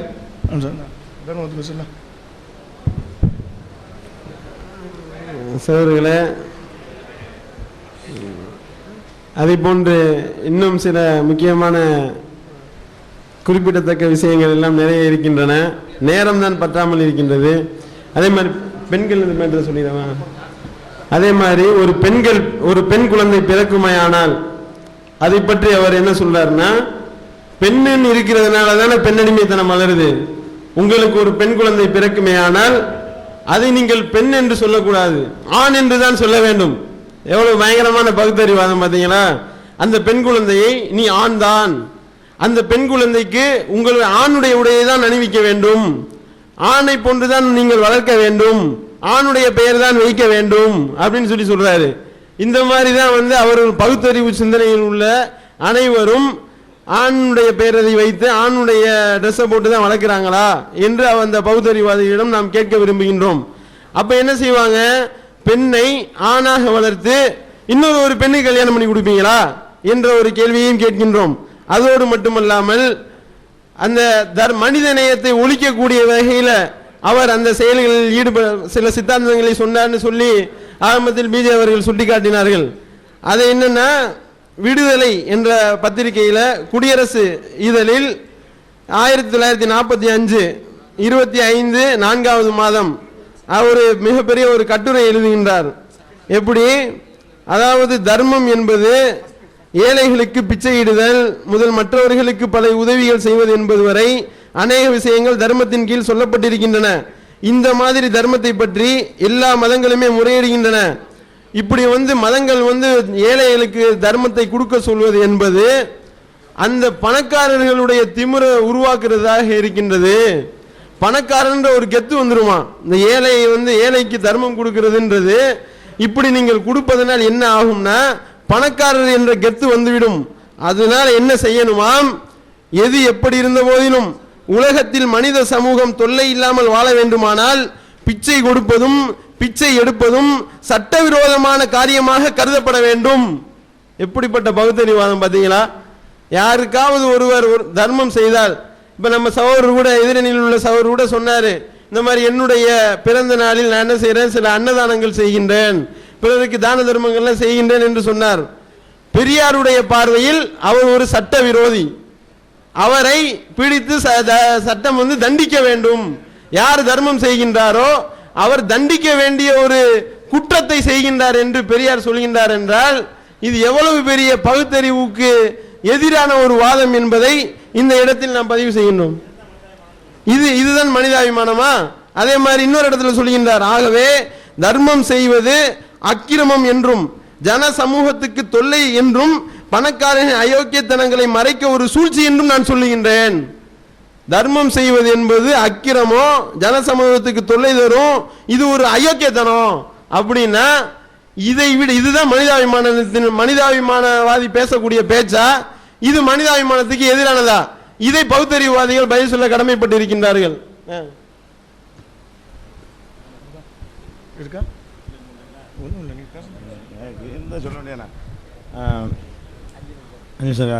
அன்புடைய சகோதரர்களே, இப்போ நிறைய வாதங்கள் நம்ம எடுத்து வச்சிருக்கிறோம். தொகுப்பாக சில செய்திகளை சொல்லிக் கொள்கிறோம். பெரியார் அவர்கள் சில விஷயங்களில் மூழ்கி கிடந்த இந்து மதத்தில் இருந்த மூட நம்பிக்கைகளிலிருந்து விடுபட்டவராக இருந்தாருங்கிறதுல மாற்றுக்கிறது கிடையாது. சில சீர்திருத்தங்களை செய்தாருங்கிறத மாற்றுக்கிறது கிடையாது. விவாதம் அது பற்றி அல்ல. அனைவரும் மூடர்களாக இருக்கும்போது இப்படி சொல்வதற்காக ஒரு தைரியம் வேணும், கல்லு தான் சொல்வதற்கு தைரியம் வேண்டும். அந்த விஷயங்களில் அவர் செஞ்ச சாதனைகளை டாபிக் கிடையாது. நாம் கேட்பது என்னென்னு கேட்டால், அவருடைய கான்செப்ட் பூராவுமே இந்த பாப்பான் ஆதிக்கம்ங்கிற சுற்றியதாக மட்டும்தான் இருந்தது. அதை ஒழிக்கிறதுக்கு பகுத்தறிவையெல்லாம் தூக்கி போட ரெடியாக இருந்தாருங்கிறதா நம்ம பார்த்தது ஒட்டுமொத்தமாக தெரிகிறது. ஒரு சயின்டிஸ்டாகவோ பெரிய பொருளாதாரத்தை பற்றி ஆய்வு செஞ்ச வல்லுநர் அதெல்லாம் இருக்கவே கிடையாது. அதனால தான் அனைத்து சாதிங்க அர்ச்சகராக ஒரு அர்ச்சகர் சொல்லலைன்ட்டாரு. அர்ச்சகரானா போய் வழிபட்ட ரெண்டு ஒன்று தானே, கான்செப்ட் ஒன்று தானே. அனைத்து சாதிகளும் அர்ச்சகராகிறதுன்னு சொல்லி பெரியார் சொல்லலை, அனைத்து சாதியும் உள்ளே போய் வழிபடணும்னு சொன்னாருங்கிறீங்களே. ஏன் உள்ளே போகணும்? உள்ளே போனாலும் கூப்பிட்டாலும் போகாதுன்னு சொல்லணும். அப்போ ரெண்டும் ஒன்று தான். எங்களை பொறுத்த வரைக்கும் நீங்கள் அர்ச்சகராக சொன்னாலும் அது ஒன்று தான். அப்போ நம்ம என்ன கேட்குறோம், அவருடைய ஒட்டுமொத்த கான்செப்ட் நீங்கள் எடுத்து பாருங்கள், என்ன தெரிய வருது. அவன் பாப்பான் தீபாவளிங்கிறானா, நீ பொங்கலை கொண்டாடு, அதில் மூடன் அதை பற்றி கவலை இல்லை, அது பகுத்தறிவுக்கு இல்லை, அதை பற்றி கவலை இல்லை. அதே மாதிரி திருக்குறளை ஆதரிக்கிறதுக்கு என்ன சொன்னார், எவனோ இல்லை வடநாட்டுக்காரன் எழுதுனெல்லாம் கொண்டாடி கொண்டிருக்கும் பொழுது என் தமிழன் எழுதுனது வரக்கூடாதுன்னு கேட்டாரா இல்லையா?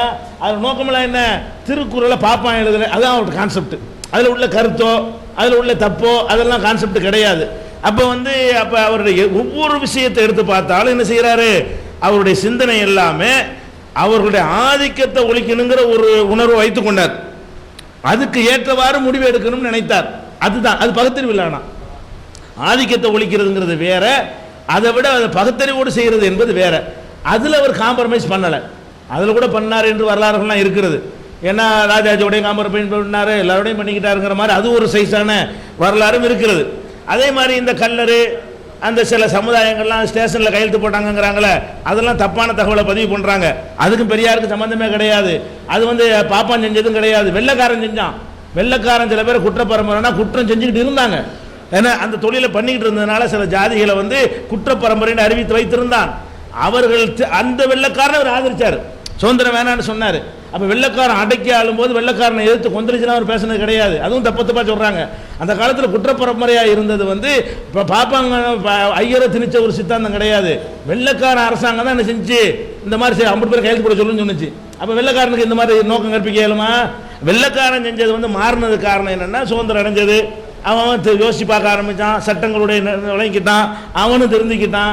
மக்கள் என்ன அரசாங்கத்திலையும் சீர் மரபினர், அவங்களுக்கு சீர் திருத்தப்பட்ட மரபினர்னு அவங்களுக்கு ஒரு பேரை போட்டு குற்றப்பரம்பரையை மாற்றி சீர் மரபினர்னு போட்டு அவங்களுக்குன்னு சில விஷயங்கள் சலுகைகளை கொடுத்து செஞ்சாங்களே தவிர அந்த அவங்கள அப்படி கையெழுத்து போட செஞ்சதுக்கோ அதுக்கு பெரிய ஐயர்களும் காரணம் கிடையாது, மேல்சாதி காரணம் கிடையாது, அதை மாற்றுறதுக்கு ஒரு காரணம் கிடையாது, அது தொடர்வதுக்கு ஒரு காரணமாக இருந்தார். வெள்ளைக்காரன் ஆட்சியை ஆதரிச்சார், வெள்ளைக்காரன் அநியாயம் பண்ணிக்கிட்டு இருக்கும்போது.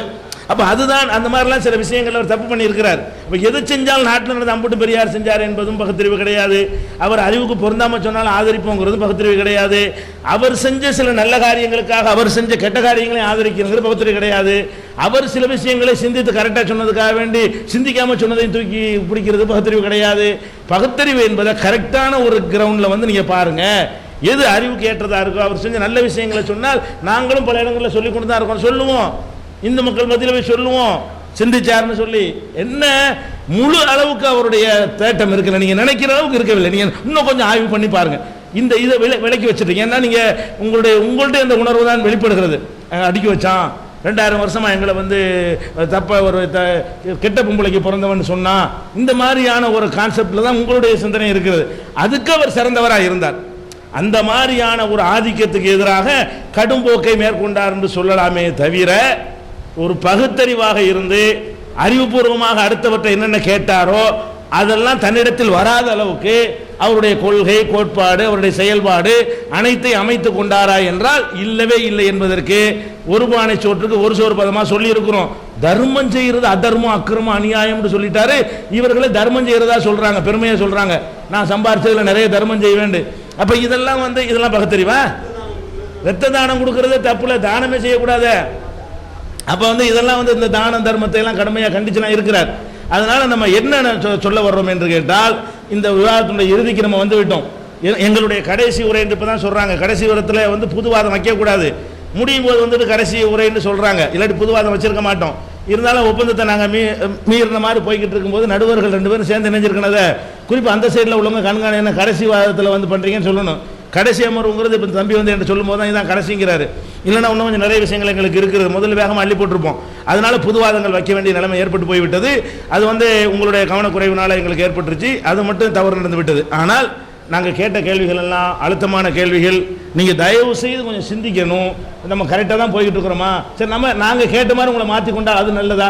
நீங்கள் எந்த பகுத்தறிவு சொந்தம் கொண்டாடுறீங்களோ அந்த பகுத்தறிவுக்கு நாங்கள் கேட்குற கேள்வி வராமல் உங்களை மாற்றிக்கொள்வது அது உங்களை உயர்த்துமா? நீங்கள் மதத்துக்கு வர வேணாம், இப்படி சிந்திக்கலாம்ல. ஆமாம், இதையும் நம்ம விட்டு இன்னும் பகுத்தறிவாக இருக்கலாமே, இதிலிருந்து விலகிட்டா இன்னும் பகுத்தறிவாக இருக்கலாமே, இதிலிருந்து நம்ம இதையும் எதிர்க்க ஆரம்பித்தா இன்னும் பகுத்தறிவாக இருக்கலாமே, அப்படின்னு இன்னும் கொஞ்சம் சிறந்த பகுத்தறிவுக்கு வரலாமே என்று நீங்கள் யோசித்தீர்களேயானால் அது இந்த விவாதத்தினால் கிடைத்த ஒரு பயனாக இருக்கும், ஒரு நன்மையாக இருக்கும்.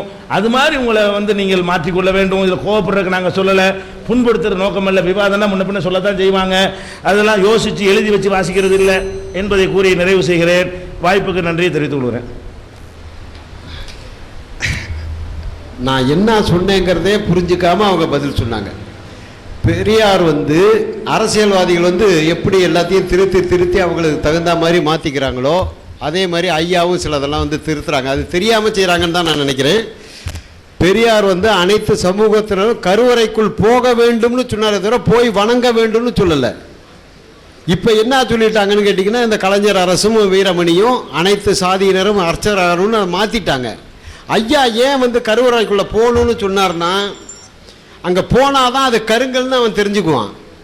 அங்கே போனால் தான் அங்கே என்ன நாத்தம் அடிக்குதுன்னு அவன் தெரிஞ்சுக்குவான். இருக்கிற தயிர், தேன், பாலெல்லாம் ஊற்றி நீங்கள் கருவறைக்குள்ளே போக முடியாதுங்க. என்னுடைய தொழில் சம்மந்தமாக நான் போய் தான் ஆகணும், மூக்கை பிடிச்சி தான் போகணும். செப்டிக் டேங்கை திறந்து வச்சா எப்படி இருக்குமோ அப்படி தான் இருக்கும். இதை இந்த அறிவு கட்ட பயலுங்க தெரிஞ்சுக்கணுங்கிறது. அனைத்து சமூகத்தினரும் கருவறைக்குள் போக வேண்டும்னு சொன்னார். ஐயா என்ன சொல்கிறார், வெளியே நின்று கும்பிட்டான்னா உள்ற நின்று கும்பிட்டான்னு அவங்க ஒரு பதிலை கையில் வச்சுக்கிட்டு அது நேற்றைக்கு மாதிரியே இன்றைக்கும் பேசிக்கிட்டு இருக்காங்க. இது வாதம் கிடையாது. தயவுசெய்து கேள்வி என்ன சொல்கிறேங்கிறத கொஞ்சம் பொறுமையாக புரிஞ்சிங்கன்னா தான் தெரியும். அதனால இப்போ தமிழில் அர்ச்சனை பண்ணணும்னு சொன்னதெல்லாம் என்னன்னு கேட்டிங்கன்னா மான பிரச்சனை. திரும்ப திரும்ப சொல்கிறது, எங்களுக்கு கடவுள் மறுப்பு மட்டும் பகுத்தறிவு கிடையாது, மனித நேயம், மான பிரச்சனை. மாரியப்பா புள்ள காரைக்குடியில் விபூதி பட்டையும் சந்தனம் புட்டு வச்சுக்கிட்டு வாசிக்கும் போது காலையில் சொன்னேன், காலையிலே கொஞ்சம் முன்னாடியே சொன்னேன், 1000 ரூபா கொடுக்குறாரு பெரியார். நீங்கள் துண்டை தோளில் போட்டுட்டு வாசிங்க, நான் தரேங்கிறாரு. 16 லட்சம் ரூபா. அவர் என்ன மனித நேயம் இல்லாதவரா?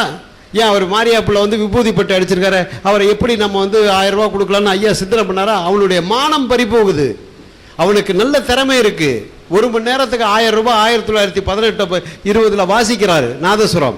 ஆனால் துண்டை மேலே போட உரிமை இல்லை. அப்போ அவனுடைய உரிமை அங்கே மறுக்கப்படுது. 1000 ரூபா பணத்தை கூட துண்டை மேலே போட்டு வாசிக்க சொல்லுங்கிறார். பக்தன்னு அவர் பார்க்கலிங்க. அதே மாதிரி ஆறுமுக ஓதுவார் போய் தமிழில் பாடுறாரு. அங்கே இருக்கிற பாப்பான் அடிக்கிறான், தமிழில் பாடினா அந்த சாமி தீட்டா போயிடுக்கிறோம். நாங்களாம் போயிருந்தோம் சிதம்பரத்துக்கு, ஆறுமுக ஓதுவாருக்கு பாதுகாப்பாக போயிருந்தோம். நாங்கள் என்ன சாமி கும்பிட போகிறோமா?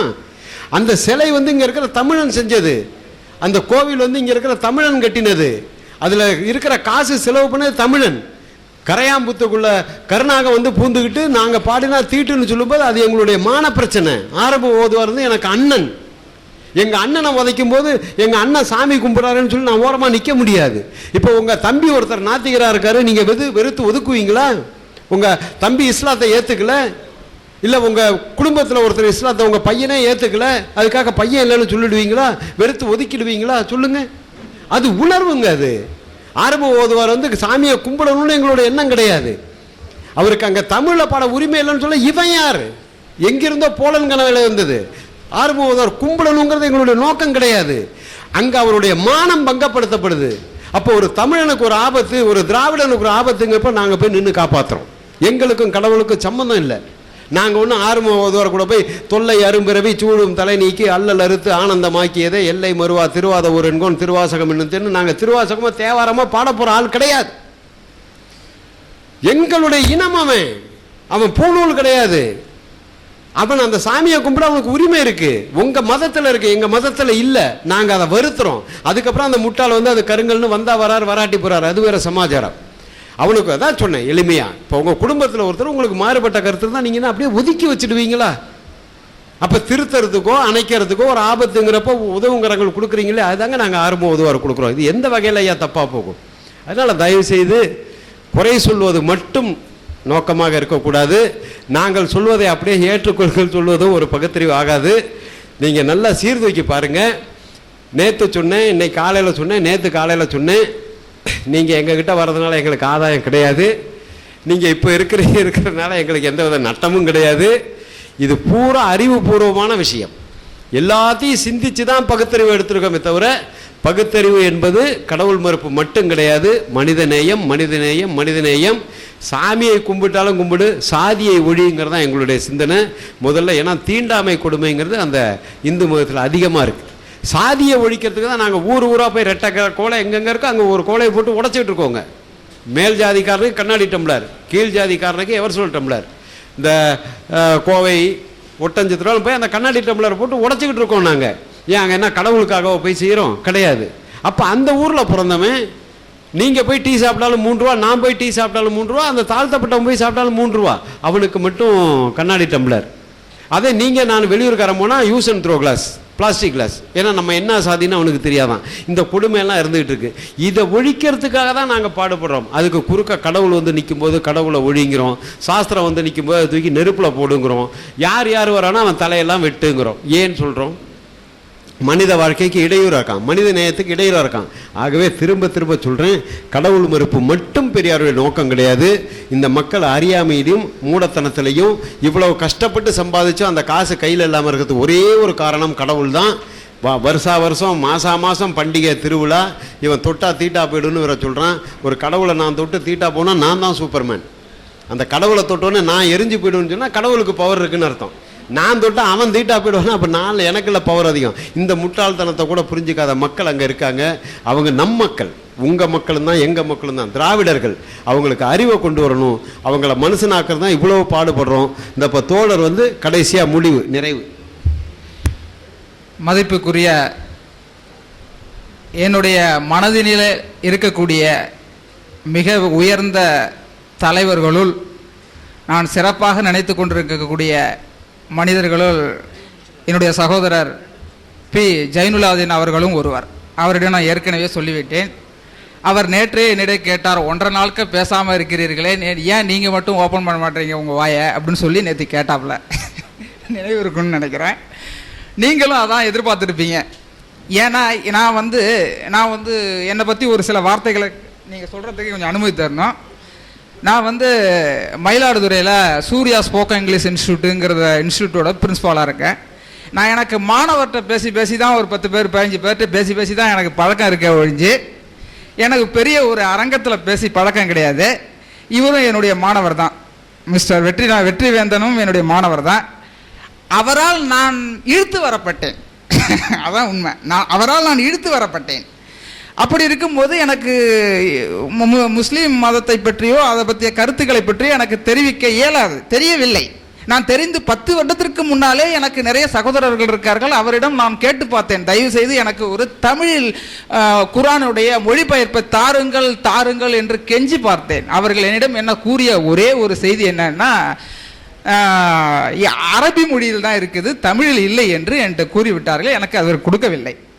பிறகு இன்னொரு செய்தியை நான் தெரிவிக்க விரும்புகிறேன். ஏன்னா மனிதாபிமானமும் உண்டு. இந்த நிலைமைக்கு நான் வந்து இங்கே உட்காந்துக்கிட்டு உங்களுக்கு முன்னால் நான் பேசணும்னு சொன்னோம்னா உங்கள் சமுதாயத்தில் ஒரு ஆளாகிய மயிலாடுதுறையில் உங்களுக்கு தெரிஞ்சிருக்கும் சங்கம் சில்க் ஹவுஸ் அப்படிங்கிற சங்கம் சில்க் ஹவுஸோடைய மேனேஜர் பையன் சித்திக்குன்னு பேர். அவர் இன்னைக்கு வந்து சிங்கப்பூரில் ஒர்க் பண்ணிட்டு இருக்காரு. அவரும் என்னுடைய ஸ்டூடெண்ட் தான். அவருடைய உதவினால தான் எனக்கு அன்னைக்கு வந்து வழி இல்லாத ஒரு நிலையில் இருக்கும்போது இந்த என்னுடைய இன்ஸ்டியூட்டை அமைச்சு எனக்கு மிக உதவியாக இருந்து என்னுடைய பக்கபலமாக இருந்து இன்னைக்கு நான் உங்களுக்கு முன்னாடி உட்காந்து என்னுடைய வெற்றி என்னை கூப்பிட்டு வந்து பேசுங்கிற சொல்கிற அளவுக்கு நான் உயர்ந்திருக்கேன்னு சொன்னால் அந்த பெருமை அனைத்தும் உங்களுடைய சமுதாயத்தைச் சேர்ந்த எனது மிக அருகிய நண்பராகிய மிஸ்டர் சித்திக்கு தான் போய் சேரும். அவர் நினைவு கூர்ந்துட்டு நான் அடுத்த காலத்தை சொல்கிறேன். அடுத்தது வந்து அவருடைய சகோதரர் ஜெயலலிதா ஐயா அவர்கள் கூறிய அவர் பெரியாருடைய பார்வை வந்து தவறானது, அவருடைய தவறான சிந்தனையில் அவர் இருக்கிறார். அதற்கு சில உதாரணங்களை நான் சொல்ல வேண்டிய காலகட்டத்தில் இருக்கிறேன். பெரியாரின் பார்வையில் இஸ்லாம் அப்படிங்கிறதுக்கு மதிப்பு மிகு அந்த கருப்பு சட்டை கொஞ்சம் எழுந்துறீங்களா? நீங்களா கொஞ்சம் எழுந்துறீங்க. நீங்கள் தான் நீங்கள் ஒரு கேள்வி கேட்டீங்கன்னு நினைக்கிறேன். அதாவது முடிச்சு போகும்போது கேள்வி கேட்டீங்கன்னு நினைக்கிறேன். அதுக்கு பதில் சொல்ல முடியாத எனக்கு ஒரு நிலைமை. அந்த கேள்வி கொஞ்சம் திருப்பி சொல்லுங்களேன் பார்ப்போம்.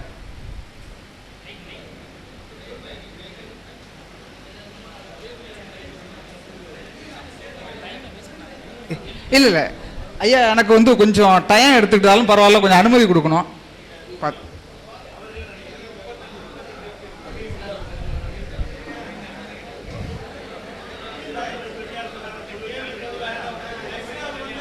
பெரியாரின் பார்வையில் இஸ்லாம் அப்படிங்கக்கூடிய ஒரு கருத்தை சொல்ல போறேன். அந்த நான் சொல்லக்கூடிய கருத்தும் அவர் கேட்ட கருத்தும் ஒன்று. அதனால நான் சொல்ல வரேன். அவர் என்ன சொன்னாருங்கிறத திருப்பி சொன்னா இது சொல்றதுக்கு யூஸ்ஃபுல்லா இருக்கும். அதுக்காக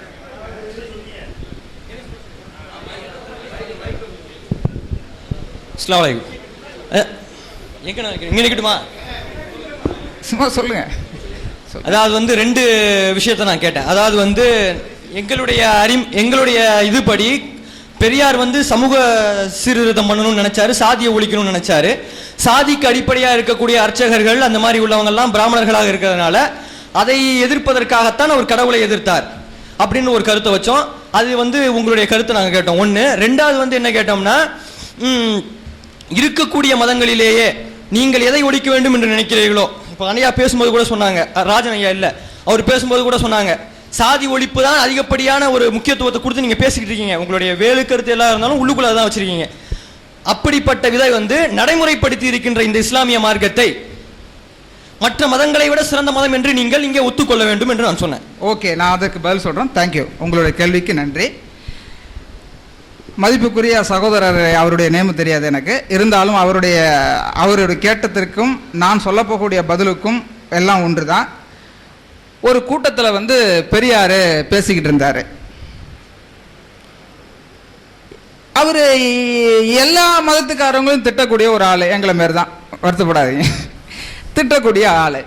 திடீர்னு வந்து அவர் திட்டிகிட்டு இருக்கும் போது ஒரு ஆள், பகுத்தறிவாளர் எங்களை மாரி வந்து ஒரு ஆள் எழுந்திருச்சு, ஏன்யா உங்களை நாங்கள் ஃபாலோ பண்ணுறோமே, நீங்கள் வந்து எல்லாரையும் திட்டுறீங்க, எல்லா மதத்துக்காரனும் திட்டுறீங்களா, எந்த மதத்தை தான் நாங்கள் விரும்புறது, எந்த மதத்தை தான் ஃபாலோ பண்ணுறது அப்படின்னு சொல்லி எழுந்து கேட்டார்.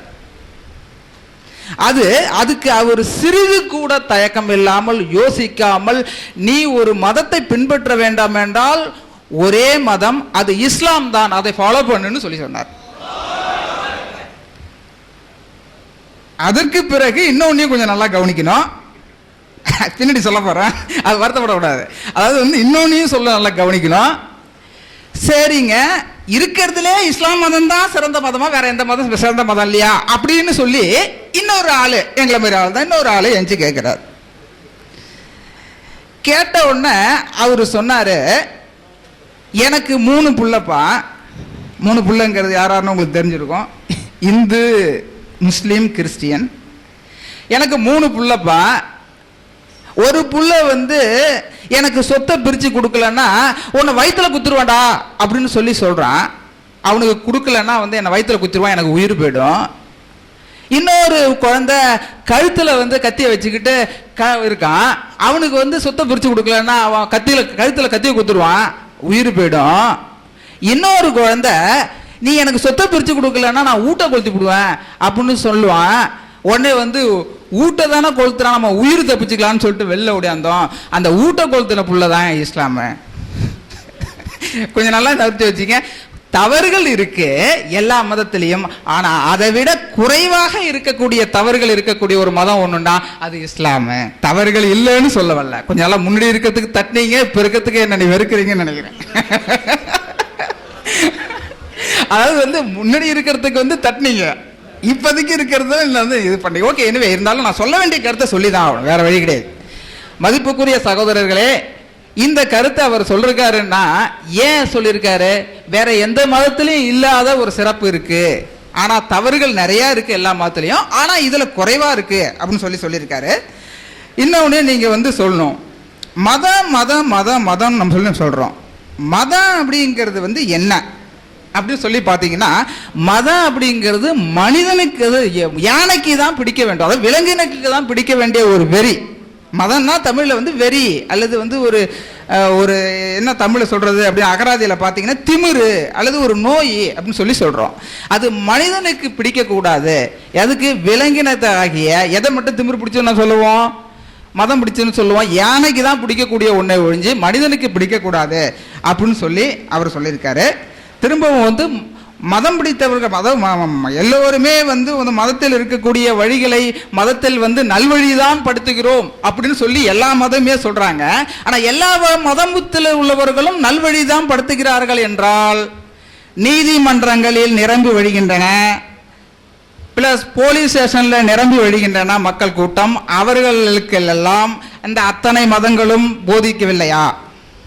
அவர்களுக்கு நல்ல கருத்துக்கள் சொல்லவில்லையா? அது ஒண்ணுக்கு. அடுத்து, உலகத்தில் இருக்கக்கூடிய அத்தனை மதம் கிடையாது, உலகத்தில் இருக்கக்கூடிய அத்தனை மதத்தில் உள்ள பிரிவுகளுக்கும் 4 வகையில தான் ரத்தம் இருக்கு. கொஞ்சம் நல்லா கவனிச்சு பார்த்தீங்கன்னா தெரியும், 4 வகையில தான் ரத்தத்தை பிரிச்சுக்கிறாங்க. அது என்ன பிரிவையோ 4 வகை. அது மாதிரி இருக்கும்போது நம்ம வந்து மதம் மதம்னு சொல்லிட்டு இருக்கிறத விட அது எனக்கு சிறந்ததா தெரியல. அடுத்து மட்டும் கிடையாது, ஒரு சுனாமியில வந்து சுனாமி நடந்த அன்னைக்கு வந்து எனக்கு வந்து தகவல் நாம பார்க்கும்போது நான் வந்து 8:45 9 மணிக்கு சுனாமியை டிவியில் பார்க்குறேன். பார்த்துட்டு பக்கத்தில் இருக்கக்கூடிய தரங்கம்பாடிக்கு நான் 2 வீலரில் போகும்போது மணி வந்து 11:45 12 இருக்கும். அந்த 12 மணியில வந்து எங்கள் சமுதாயத்தை பீப்புள் வந்து நெருங்கி கூட செய்யக்கூட முடியாத செயல்களை தமுமுக மற்றும் தவ்ஹீத் ஜமாத் சமயத்தை அமையத்தை சேர்ந்த சமுதாய தொண்டர்கள் தான் அந்த இறந்தார்கள் தோறாங்க. பார்க்கும்போது எனக்கு புல்லரிச்சு போச்சுங்க. அப்படியே மிகப்பெரிய ஒரு இது, அப்பேற்பட்ட சமுதாய தொண்டு செய்தார்கள். அதை நம்ம பாராட்டி தான் ஆகணும். அந்த சமயத்தில் அந்த எல்லாரும் செத்தான். அது உங்க மதம் கிடையாது, எங்க மதம் கிடையாது, இந்துன்னு கிடையாது, முஸ்லீம் கிடையாது, கிறிஸ்டியன் கிடையாது, எல்லாம் செத்தான். அல்ல எல்லாம் சாகும் போது அந்த புணம் கிடக்கு பாருங்க, அந்த புணத்தெல்லாம் கலெக்ட் பண்ணி பெரிய கிரைண்ட் இது புல்டோசரால ஒரு குழியை வெட்டினான். அந்த குழியை வெட்டி எல்லா பணத்தையும் போட்டு புதைச்சான். யாருன்னா வெந்து மூஞ்சில தெரியாத நான் அந்த இடத்துல இருக்கேன். கொஞ்சம் நல்லா வச்சு கலெக்ட் பண்ண பணத்தை நீ போட்டு மோதி இருந்தியான்னு கேட்க கூடாது. ஏன்னா அந்த அளவுக்கு வெயிட் பண்ற அளவுக்கு நமக்கு டைம் கிடையாது. உங்களுக்கு பார்த்துக்கிட்டு இருக்கும்போது, அதாவது 10 மணிக்கு தகவல் கிடைச்சி இங்கேருந்து நாங்கள் போகும்போது 12 மணிக்கெல்லாம் சுனாமி நடந்த இடத்துல நான் நின்றுட்டு இருக்கிறேன். ஆனால் அந்த சகோதரர்கள் கூவிட்டு வந்து எல்லாத்தையும் பார்த்து, ஆனால் பெரிய கிரைன் நோண்டி அந்த கிரைனில் வந்து அவங்க உங்களுக்கு இப்போ இஸ்லாம்னா இஸ்லாம் மதத்தில் வந்து புதைப்பதற்கு இறுதி சடங்கு செய்வதற்கு சில சடங்குகள் இருக்கும். இந்து மதத்தில் இருந்தால் இந்து மதத்தில் சில சடங்குகள் இருக்கும். கிறிஸ்டின்னா கிறிஸ்டியனுக்கு சடங்குகள் இருக்கும். எல்லா மதத்துக்காரர்களும் ஒன்றாக புதைக்கப்பட்டார்கள். எல்லாரும் ஒன்றாக புதைக்கப்பட்டார்கள். அங்கே மதம் எடுபடவில்லை. ஏன்னா மதம் வந்து அங்கே பிரிக்கப்பட்டன. காரணம் என்ன? பிரிக்கப்படவில்லை.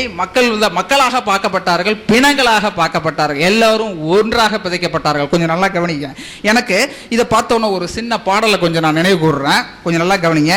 மாநிலமே சில மானிடரா என்னை மாறுதல் பாறையா, மனிதன் மாறியது ஏனையா, வானத்தின் நிலவில் ஆதவன் திசையில் மாறுதல் ஏதையா, மனிதன் மாறியது ஏனையா, மண்ணில் பலவித பிரிவினையாலே மனிதன் மிருகமாய் ஆனதினாலே என்ன கொடுமை என்றும் இந்நாளே, வீணர்கள் தாண்டவம் பேய்கள் போலே அன்பையும் பண்பையும் தன்னலத்தான் பல ஆகிட்டு போனான், மனிதன் மாறியது ஏனையா அப்படின்னு சொல்லியிருக்காரு. ஈஸ்வரன் அல்லா தாசர்கள் என்றோ, பூசண செய்தல் நாசத்தை அன்றோ, தேசம் சுடுகாடாய் ஆவது நன்றோ, தெய்வத்தின் பெயரால் கொள்வது நன்றோட, அன்பே ஆண்டவன் என்று நினைத்தால் அனைவரும் ஓர்குலம் ஆகவே வாழ்ந்தால் வெந்தே தனலில் வீடுடோ விழுமோ, தாயே இழந்து செய்களும் அழுமோ, சாந்தி சாந்தி எனும் சாந்தியின் குரலும் ஓய்ந்திட செய்திவனாய் மனிதன் மாறியது ஏனையா என்று உடுமலை நாராயண கவி என்ற நாத்திக கவிஞர் நாத்திகர் என்ற பாடலில் அவர் பாடி வைத்து சென்றிருக்கிறார். அடுத்து, பறவையை கண்டான் விமானம் படைத்தான், பாயும் மீன்களின் படகினை கண்டான், எதிரொலி கேட்டான் வானொலி பட்டான், எதனை கண்டான் மதனை படைத்தான் மதங்களை படைத்தான், எதனை கண்டான் மதங்களை படைத்தான். இன்பமும் காதலும் இயற்கையின் நீதி, ஏற்ற தாழ்வுகள் மனிதனின் ஜாதி, பாரில் இயற்கை படைத்ததெல்லாம் பாவி மனிதன் கெடுத்து விட்டானே, எதை படைத்தான். ஏதோ மனிதன் பிறந்து விட்டான், அவன் ஏனோ மரம் போல் வளர்ந்து விட்டான், பெண்ணே தெய்வம் அன்னை கடவுள் பெருமை என்றே பேசுகின்றான், பெண் பேதைகள் என்றும் பீடைகள் என்றும் மறுநாள் அவனே ஏசுகின்றான். நாயே மனிதன் பிறந்திருந்தாலும் நன்றி எனும் குணம் நிறைந்திருக்கும், நரியாய் அவனே படித்திருந்தாலும் தந்திரமாவது தெரிஞ்சிருக்கும், காக்கை குயிலே அவதரித்தாலும் ஒற்றுமையாவது வளர்ந்திருக்கும், காற்றாய் நெருப்பாய் நீராய் இருந்தால் கடுகளாவது பயன் இருக்கும், ஆறறிவுடனே பேச்சும் பாட்டும் அறிந்தே மனிதன் பிறந்து விட்டான், அந்த ஆறாம் அறிவை சேரா அறிவை அவனே வெளியில் வந்து விட்டான் என்று மதம் இல்லை என்பதற்கு எவ்வளவு சொல்ல முடியுமோ தயவு செய்து சகோதரர்களே, நாம் அனைவரும் நீங்கள் நினைத்து கொண்டிருப்பீர்கள் எந்தவித வாக்குவாதத்திற்கும் எந்தவித உங்களோட தாழ்வு மனப்பான்மைக்கும் நீங்கள் எங்களிடமிருந்து போக்க வேண்டும் என்பதற்காக தான் இதை சொல்றோம். எங்களை நாங்கள் கூறும்போது ஏதாவது உங்களை தவறாக நாங்கள் கூறியிருந்தாலும் எங்கள் சார்பாக மன்னிக்கவும்.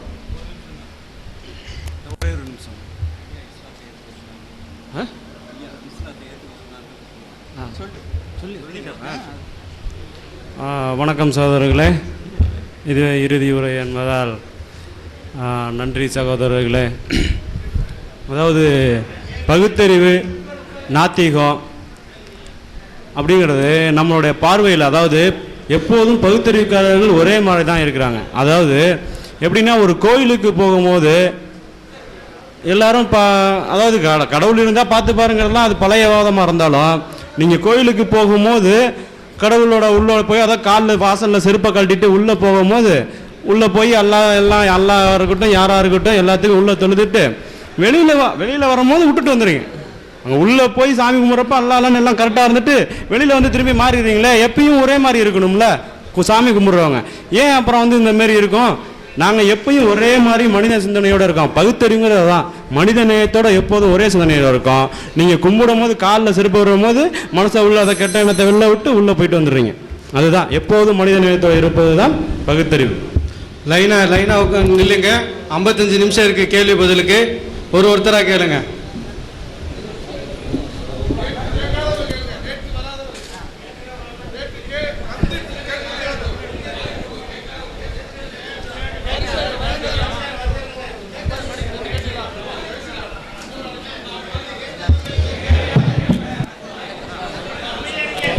அமைதியா இருங்க, அமைதியா இருங்க, அமைதியா இருங்க எல்லாரும்.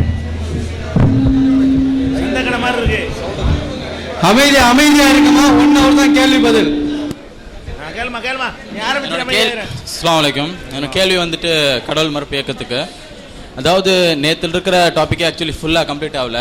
சின்ன ஒரு ஃபேக்ட், சயின்ஸில் இருக்கக்கூடிய ஃபேக்ட் தான். அதாவது life comes from life, nothingness concept, big bang தியரிலாம் கிடையாது. லிவிங் ஆர்கானிசம் பொறுத்த வரைக்கும் உயிருள்ள ஒரு விஷயத்துலேருந்து வர முடியும். இன்றைக்கி கூட நீங்கள் எவ்வளோ பெரிய ப்ராசஸ் கொடுத்தாலும் சரி, என்னென்ன செல் இருக்குது, என்னென்ன காம்பவுண்ட்ஸ் இருக்கோ எல்லா காம்பவுண்ட்ஸ் எடுத்து ஒரு பெரிய ஒரு பேரில் போட்டு அது சூட்டபிள் கண்டிஷன்ஸை ப்ரொவைட் பண்ணால் கூட ஒரு சிங்கிள் செல்லை ப்ரொடியூஸ் பண்ண முடியாது. மனுஷ கண்டல ஒரு மாபெரும் ஒரு காம்ப்ளெக்ஸ் ஒரு விஷயம் என்ன அப்படின்னா ஒரு சிங்கிள் செல். ஏன்னா அவ்வளோ விஷயங்கள் அது side. So life comes from life அப்படிங்கும்போது இந்த கான்செப்டை பொறுத்த வரைக்கும் டார்வினிசம் முன்னாடி என்ன சொல்லுதுன்னா, ஃபஸ்ட்டு ஒரு வாட்டரில் இருந்தால் ஃபஸ்ட்டு உயிரினம் வருதுங்கிறது. முதல் நீங்கள் டாக்டர் இருந்தால் நல்லா டாக்டர் சொன்ன பிரகாரம் கெமிஸ்ட்ரியில் கூட லீ சாட்லியர் பிரின்சிபல்களை பொறுத்த வரைக்கும் நீங்கள் அவ்வளோ சொன்ன மாதிரி சொல்கிறேன், கூகுள் சர்ச்சில் நீங்கள் போய் பார்க்கலாம். லீ சாட்லியர் பிரின்சிபலை பொறுத்த வரைக்கும் ஒரு ரியாக்ஷன், கெமிக்கல் ரியாக்ஷன் நடக்குதுன்னா அந்த கெமிக்கல் ரியாக்ஷனில் ஒரு வாட்டர் மாலிகுல் வரக்கூடிய ஒரு கெமிக்கல் ரியாக்ஷன் நடக்குதுன்னா அது வாட்டர்லேயே நடக்க முடியாது. ஒரு கெமிக்கல் ரியாக்ஷனில் வாட்டர் மாலிகுல் ரிசல்ட்டாக கிடைக்கிற ஒரு கெமிக்கல் ரியாக்ஷன் வாட்டர்லேயே நடக்க முடியாது, தண்ணியிலே நடக்க முடியாது. ஸோ எப்படி உங்களோட ப்ராபபிலிட்டி, அதே மாதிரி ஒரு புரோட்டீன் இருக்குன்னா புரோட்டீன் அமினோ ஆசிட்ஸ் இருக்குது. ஸோ ஒரு சிங்கிள் அமினோ ஆசிட், அதாவது ஒரு சிங்கிள் புரோட்டீன் வந்துட்டு குறைஞ்சது 50 அமினோ ஆசிடாச்சும் இருக்கணும். ஸோ நம்ம ஒரு கணக்கில் எடுத்துக்கலாம், ஒரு 500 அமினோ ஆசிட் கொண்ட ஒரு புரோட்டீன் இருக்குன்னா அந்த அமினோ ஆசிட் வந்துட்டு அது கரெக்டாக அந்த சீக்வன்ஸ் அமினோ ஆசிட் சேர்ந்து ஒரு புரோட்டீன், அமினோ ஆசிட் சேர்ந்ததுங்க தான் புரோட்டீன். ஸோ அந்த அமினோ ஆசிட் சேர்ந்து ஒரு புரோட்டீன் ஆகிறதுக்கு ஒரு ப்ராபபிலிட்டி என்னன்னா 1 × 10⁻950, அதாவது 1 போட்டு 950 சைபர் போட்டால் தான் ஒரு சிங்கிள் புரோட்டீன். ஃபார் எக்ஸாம்பிள் ஒரு ஹீமோகுளோபின் மாலிகூல் 756 அமினோ ஆசிட்ஸ் கொண்ட மாலிகூல். ஸோ எப்படி வந்துட்டு ஒரு ப்ராபபிலிட்டி 1 × 9⁻950, மேத்ஸில் வந்துட்டு 1 × 10⁻50 இருந்தது அப்படின்னாலே ப்ராபபிலிட்டி 0. 10⁻50க்கு கீழே இருந்தாலே ப்ராபபிலிட்டி 0. இங்கே வந்துட்டு 10க்கு 1க்கு பக்கத்தில் 950 0 பண்ணும். ஸோ உங்களோட கணக்கு என்ன? இதுக்கு வந்து ஆன்சர் வேணும். Life comes from life. அதாவது தெளிவாக ஒரு சில நீங்கள் அறிவியல் ரீதியாக ஒரு பெரிய கணக்கெல்லாம் நேற்றே போட்டாச்சு. என்ன கேட்குறீங்க அதை சரியாக சொல்லுங்க. 0ங்கும் பொழுது கிரியேஷன் இல்லாமல் நடக்க முடியாது. பேசிக் கிரியேஷன், அதாவது ஒரு கடவுள் ஒரு சூப்பர் நேச்சுரல் பவர் இல்லாமல் இயலாமை எப்படி வரும்? Life comes from life. இதுக்கு நீங்கள் ஆன்சர் சொன்ன life comes from life. Amino ஆசிட்ஸ்னுடைய ஆட்டோமேட்டிக்காக நீங்கள் சொல்கிறீங்களா தன்னைத்தானே வந்து எல்லாமே ஆயிடுச்சுன்ட்டு, அந்த மாதிரி நடக்கிறதுனுடைய ப்ராபபிலிட்டி தமிழ் இது என்னன்னு தெரியல எனக்கு. ஓகே, மீண்டும் என்ன கேட்குறாருன்னா சூப்பர் பவர், அதான் சூப்பர் பவர் எப்படி வந்துச்சுன்னு கேட்குறாரு. அவர் என்ன கேட்குறாருன்னா உயிரற்றதிலிருந்து உயிர் உள்ளது வராது என்பதற்கு உள்ள கணக்கு விஞ்ஞானத்தெல்லாம் சொல்லி இதுதான் அறிவியல். நீங்கள் வந்து என்ன உயிர் உண்டானது உயிரற்றதிலிருந்து வந்ததுன்னு சொல்கிறீங்க, அது என்ன கணக்குன்னு கேட்குறாரு. உயிரற்றதிலிருந்து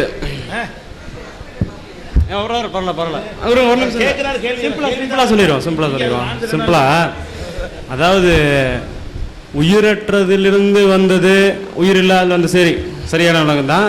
அதாவது நீங்கள் முதல்ல வந்து இந்த காலம், அதாவது நீங்கள் கடவுளே அந்த ஸ்டீஃபன் ஹாக்கிங்ஸ்லேருந்து தான் பிடிச்சிருக்கீங்க, அதுக்கு முழு விளக்கமும் அந்த இடத்துலேருந்து தான் எடுத்திருக்கீங்க. கடவுளோட புக்கை, அதாவது கடவுளுக்கு விளக்கம் வந்து ஸ்டீஃபன் ஹாக்கிங்ஸ்ல இருக்குது. அது வந்து இப்போ ஒரு 1994 வந்தது, அப்படியே வச்சுப்போம். அதாவது மிகப்பெரிய நான் முதலியே சொன்ன மாதிரி மிகப்பெரிய அண்டவெளியில் ஒன்றுமே இல்லாதிலிருந்து தான் இது வந்ததுன்னா, மிகப்பெரிய ஒரு அண்டவெளியில் ஒன்றுமே இல்லாத சூன்யம், அதற்கு அளவே இல்லாதது. நீங்கள் ஒரே ஒரு கோல்னு சொன்னாக்கா, இந்த மாதிரி ஒரு மைக்குன்னா இந்த மைக்கை சுற்றி என்ன இருந்துச்சு அப்படின்னு கேட்கலாம். அப்போ தான் இந்த மாதிரி தான் கோல் இருந்துச்சுன்னா அந்த கோலை சுற்றி அண்டவெளி, அது கணக்கு இல்லாத அளவுக்கு இருந்துச்சு. அந்த கணக்கு இல்லாத, அதாவது பூமி தோன்றதுக்கு முன்னாடி வெறும் அந்த அண்டவெளி தான் இருந்துச்சு.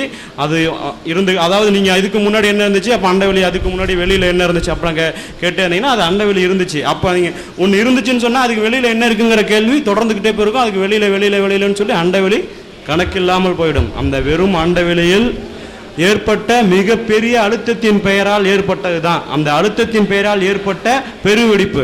அதுக்கு நீங்கள் ஒரே ஒரு தூண்டுதல் சக்தி தேவைப்படுச்சு. அந்த தூண்டுதல் சக்தி எப்படின்னு ஒரு அளவுகோல் இல்லாத ஒரு அளவில், அதாவது இப்படி இது வந்து இந்த ஃபோர்ஸில், அதாவது ஒரு டிவிக்கு வந்து ஒரு 10,000 வோல்ட் கொடுத்தா பிக்சர் டியூப்ல தெரிகிற மாதிரி நீங்கள் ஒன்று சொல்லியிருந்தா கூட அதோட அளவுகோலை வச்சு அளந்துடலாம். எந்த விதமான அறிவியலுக்கு உட்படாத ஒரு அளவுகோலை வைத்துக்கொண்டு இப்படி ஒரு தூண்டுதல் சக்தி இருந்ததுங்கிறத மட்டும் அளவுகோலாக வச்சுக்கிட்டு இந்த வந்துருச்சு அப்படின்னு சொல்லிடுறீங்க. அப்புறம் வந்ததுக்கு அப்புறம் வந்து எந்த விதத்துல வந்து உயிர் வந்துச்சுங்கிறதுக்கு கடவுள் உள்ள வந்து உயிரை படைச்சிட்டாருன்னு சொல்லலையே. அதே அறிவியல் திரும்பி வந்து இந்த சமயத்துல வந்து இந்த உயிர் தோன்றதுக்கு வந்து படைச்சாருன்னு அதே அறிவியல் சொல்லியிருக்கா. அந்த அறிவியல் கேள்வியில தான் கேட்கணும். திரும்பி கேளுங்களா, எப்பயாச்சும் ஸ்டீஃபன் ஹாக்கிங்ஸ் வந்து ஒரு உயிர் தோற்றத்துக்கு காரணமா இருந்துச்சுன்னு சொல்லியிருந்தா நீங்க அதை எடுத்துருக்கலாமே. அவரே சொல்லிட்டாருன்னு உயிர் தோற்றத்துக்கு கடவுள் தோன்றஞ்சிருக்கான்னு சொல்லலையே. அதுதான் முழு அறிவியல் நேற்றையே சொல்லியாகிவிட்டது. இருந்தாலும் அந்த சூழ்ந்தல் அண்டவெளியில் அழுத்தத்தின் பேரால், அந்த அழுத்தத்தை தான் கடவுள் சொல்றாங்க. அந்த அண்டவெளியோட அழுத்தம் மட்டும்தான் கடவுள் சொல்றாங்க, நம்ம அழுத்தம்னு சொல்றோம். நிலைப்பாடு அதுதான், இதுதான். இதோட அடிப்படையில் தான் அடுத்த உயிர் வந்துச்சு. ஒரு செல், அதாவது கண்ணுக்கு தெரியாத ஒன்றிலிருந்து தாராளமாக வரலாம். கண்ணுக்கு தெரியாத ஒரு விதையிலிருந்து ஒரு பெரிய ஆலமரமும், கண்ணுக்கு தெரியாத ஒரு செல்லில் இருந்து இவ்வளவு பெரிய மனிதன் உருவாவதையும் உங்களுக்கு தெரியும் போது, கண்ணுக்கு தெரியாத அண்டவிலிருந்து உயிர், அதாவது மிகப்பெரிய கோள் வரலாம். அதில் ஏற்பட்ட ஒரு கண்ணுக்கு தெரியாத ஒரு அணு வெடிப்பிலிருந்து மிகப்பெரிய ஒரு நெருப்பை வந்து நாமளே இங்கே உருவாக்கும் போது கண்ணுக்கு தெரியாத அந்த சூழ்நிலையில் ஏற்பட்ட மிகப்பெரிய அழுத்தம் வந்து அதை விட பல மடங்கு சக்தியான ஒரு நெருப்பு கோலத்தையும் இந்த பிரபஞ்சத்தையும் நிச்சயமாக உருவாக்க முடியும்.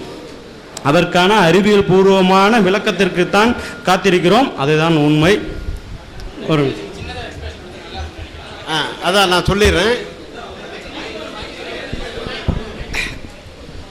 அஸ்ஸலாமு அலைக்கும். அதாவது ஜி, நான் கேட்டேன் பாயிண்ட் வந்துட்டு அவர் வரல. நான் முதலே சொல்லிட்டேன், பிக் பேங் தியரி நேற்று பேசி எல்லாம் அழுத்து போயிடுச்சு.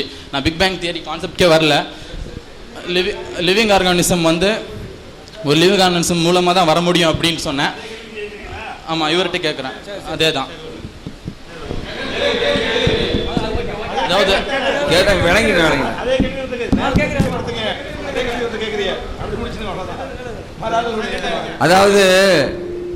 அதாவது உயிரினம் உலகத்தில் தோன்றியது எப்படி அப்படின்றதுடைய ப்ராபபிலிட்டியை தான் சகோதரர் கேட்டார். ப்ராபபிலிட்டி அப்படின்னா நிகழ்தகவு. ஒரு உயிரில்லாத பொருளிலிருந்து ஒரு உயிர் வர வேண்டும் என்றால் முதலில் அதற்குண்டான செல் இருக்கணும். செல்லில் இருந்தால் எவ்ரி லிவிங் பீயிங் வந்து செல்களால் உருவாக்கப்பட்டிருக்கிறது.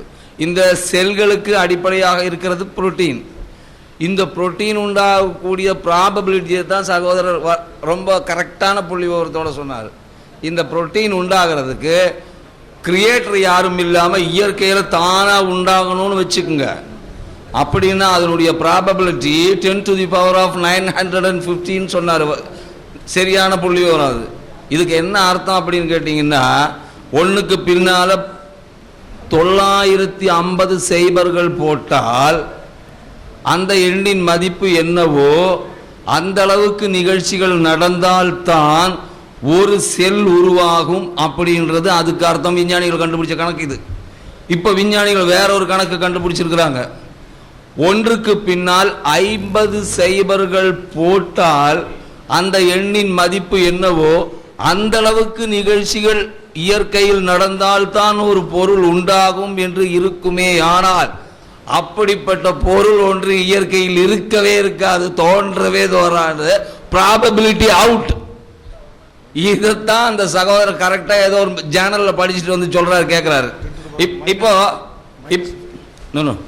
இப்போ செல்லு வந்து உலகத்தில் உருவாக்கி இருக்கிறதாக சில எவல்யூனிஸ்ட் பரிணாமவாதிகள் வந்து சொல்லுவாங்க. இதனுடைய ஹிஸ்டரியை நீங்க கேட்கணும்.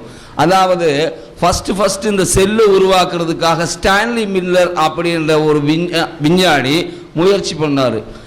இந்த செல்லில் இருக்கக்கூடிய புரோட்டீன் தான் செல்லுக்கு புரோட்டீன் தான் அடிப்படை. இந்த புரோட்டீன் வந்து உயிருள்ள பொருள். இந்த புரோட்டீனை உருவாக்குவதற்கு முயற்சி செஞ்சாங்க. இந்த புரோட்டீனுடைய அடிப்படை பொருள் என்ன அப்படின்னு கேட்டிங்கன்னா அமினோ ஆசிட்ஸ். இந்த அமினோ ஆசிட் எதிலிருந்து உற்பத்தி ஆகுது அப்படின்னு கேட்டிங்கன்னாக்கா கெமிக்கல்ல இருந்து உற்பத்தி ஆகுது. அப்போ அதுக்கு தேவையான பொருட்கள் என்ன அப்படின்னு கேட்டிங்கன்னா கார்பன், ஹைட்ரஜன், ஆக்சிஜன், அமோனியா, இந்த 4 பொருட்களையும் ஒரு குடுவையில் மிக்ஸ் பண்ணி அதுக்குள்ள ஒரு எலக்ட்ரோட வச்சு ஷாக் கொடுத்தோம், எலக்ட்ரிக் சார்ஜ் கொடுத்த உடனே அது அமினோ ஆசிட்டாக மாறிடுச்சு. ரைட், அவ்வளவுதான், உயிரே நம்ம கையில் வந்துருச்சு, இனிமேல் நம்ம செல்லை ப்ரொடியூஸ் பண்ணிடலாம் அப்படின்னு ரொம்ப சந்தோஷமா உலகத்தில் இருக்கக்கூடிய சயின்டிஸ்டுகள் எல்லாம் முயற்சி பண்ணாங்க. ஆனால் முயற்சி பண்ணி பண்ணி பண்ணி பண்ணி 50 வருஷம் போயிடுச்சு. 50 வருஷம் வரைக்கும் வெயிட் பண்ணி பார்த்தாங்க, முடியல. இந்த ஸ்டான்லி மில்லர் பண்ணின அதே எக்ஸ்பெரிமெண்ட்டு சிலோன்ல இருக்கக்கூடிய புனம் புர்மா அப்படின்ற விஞ்ஞானியும் செய்து பார்த்தாரு. அவருக்கும் அமினோ ஆசிட் கிடைச்சிருச்சு. ஆனா இந்த செல்லினுடைய அடிப்படையாக இருக்கக்கூடிய இந்த புரோட்டீனை உருவாக்க முடியல. 20 அமினோ அமிலங்கள் தான் மொத்தத்திலேயே இருக்குது. அதுல இருந்து நம்ம வந்து என்ன உண்டாக்கலாம், செல்லு உண்டாக்கலாம். ஆனா நம்மளால முடியாது. கடைசியில உண்டாக்கலாங்க. எப்படி தெரியுங்களா? இந்த அமினோ ஆசிட்டுக்குள்ள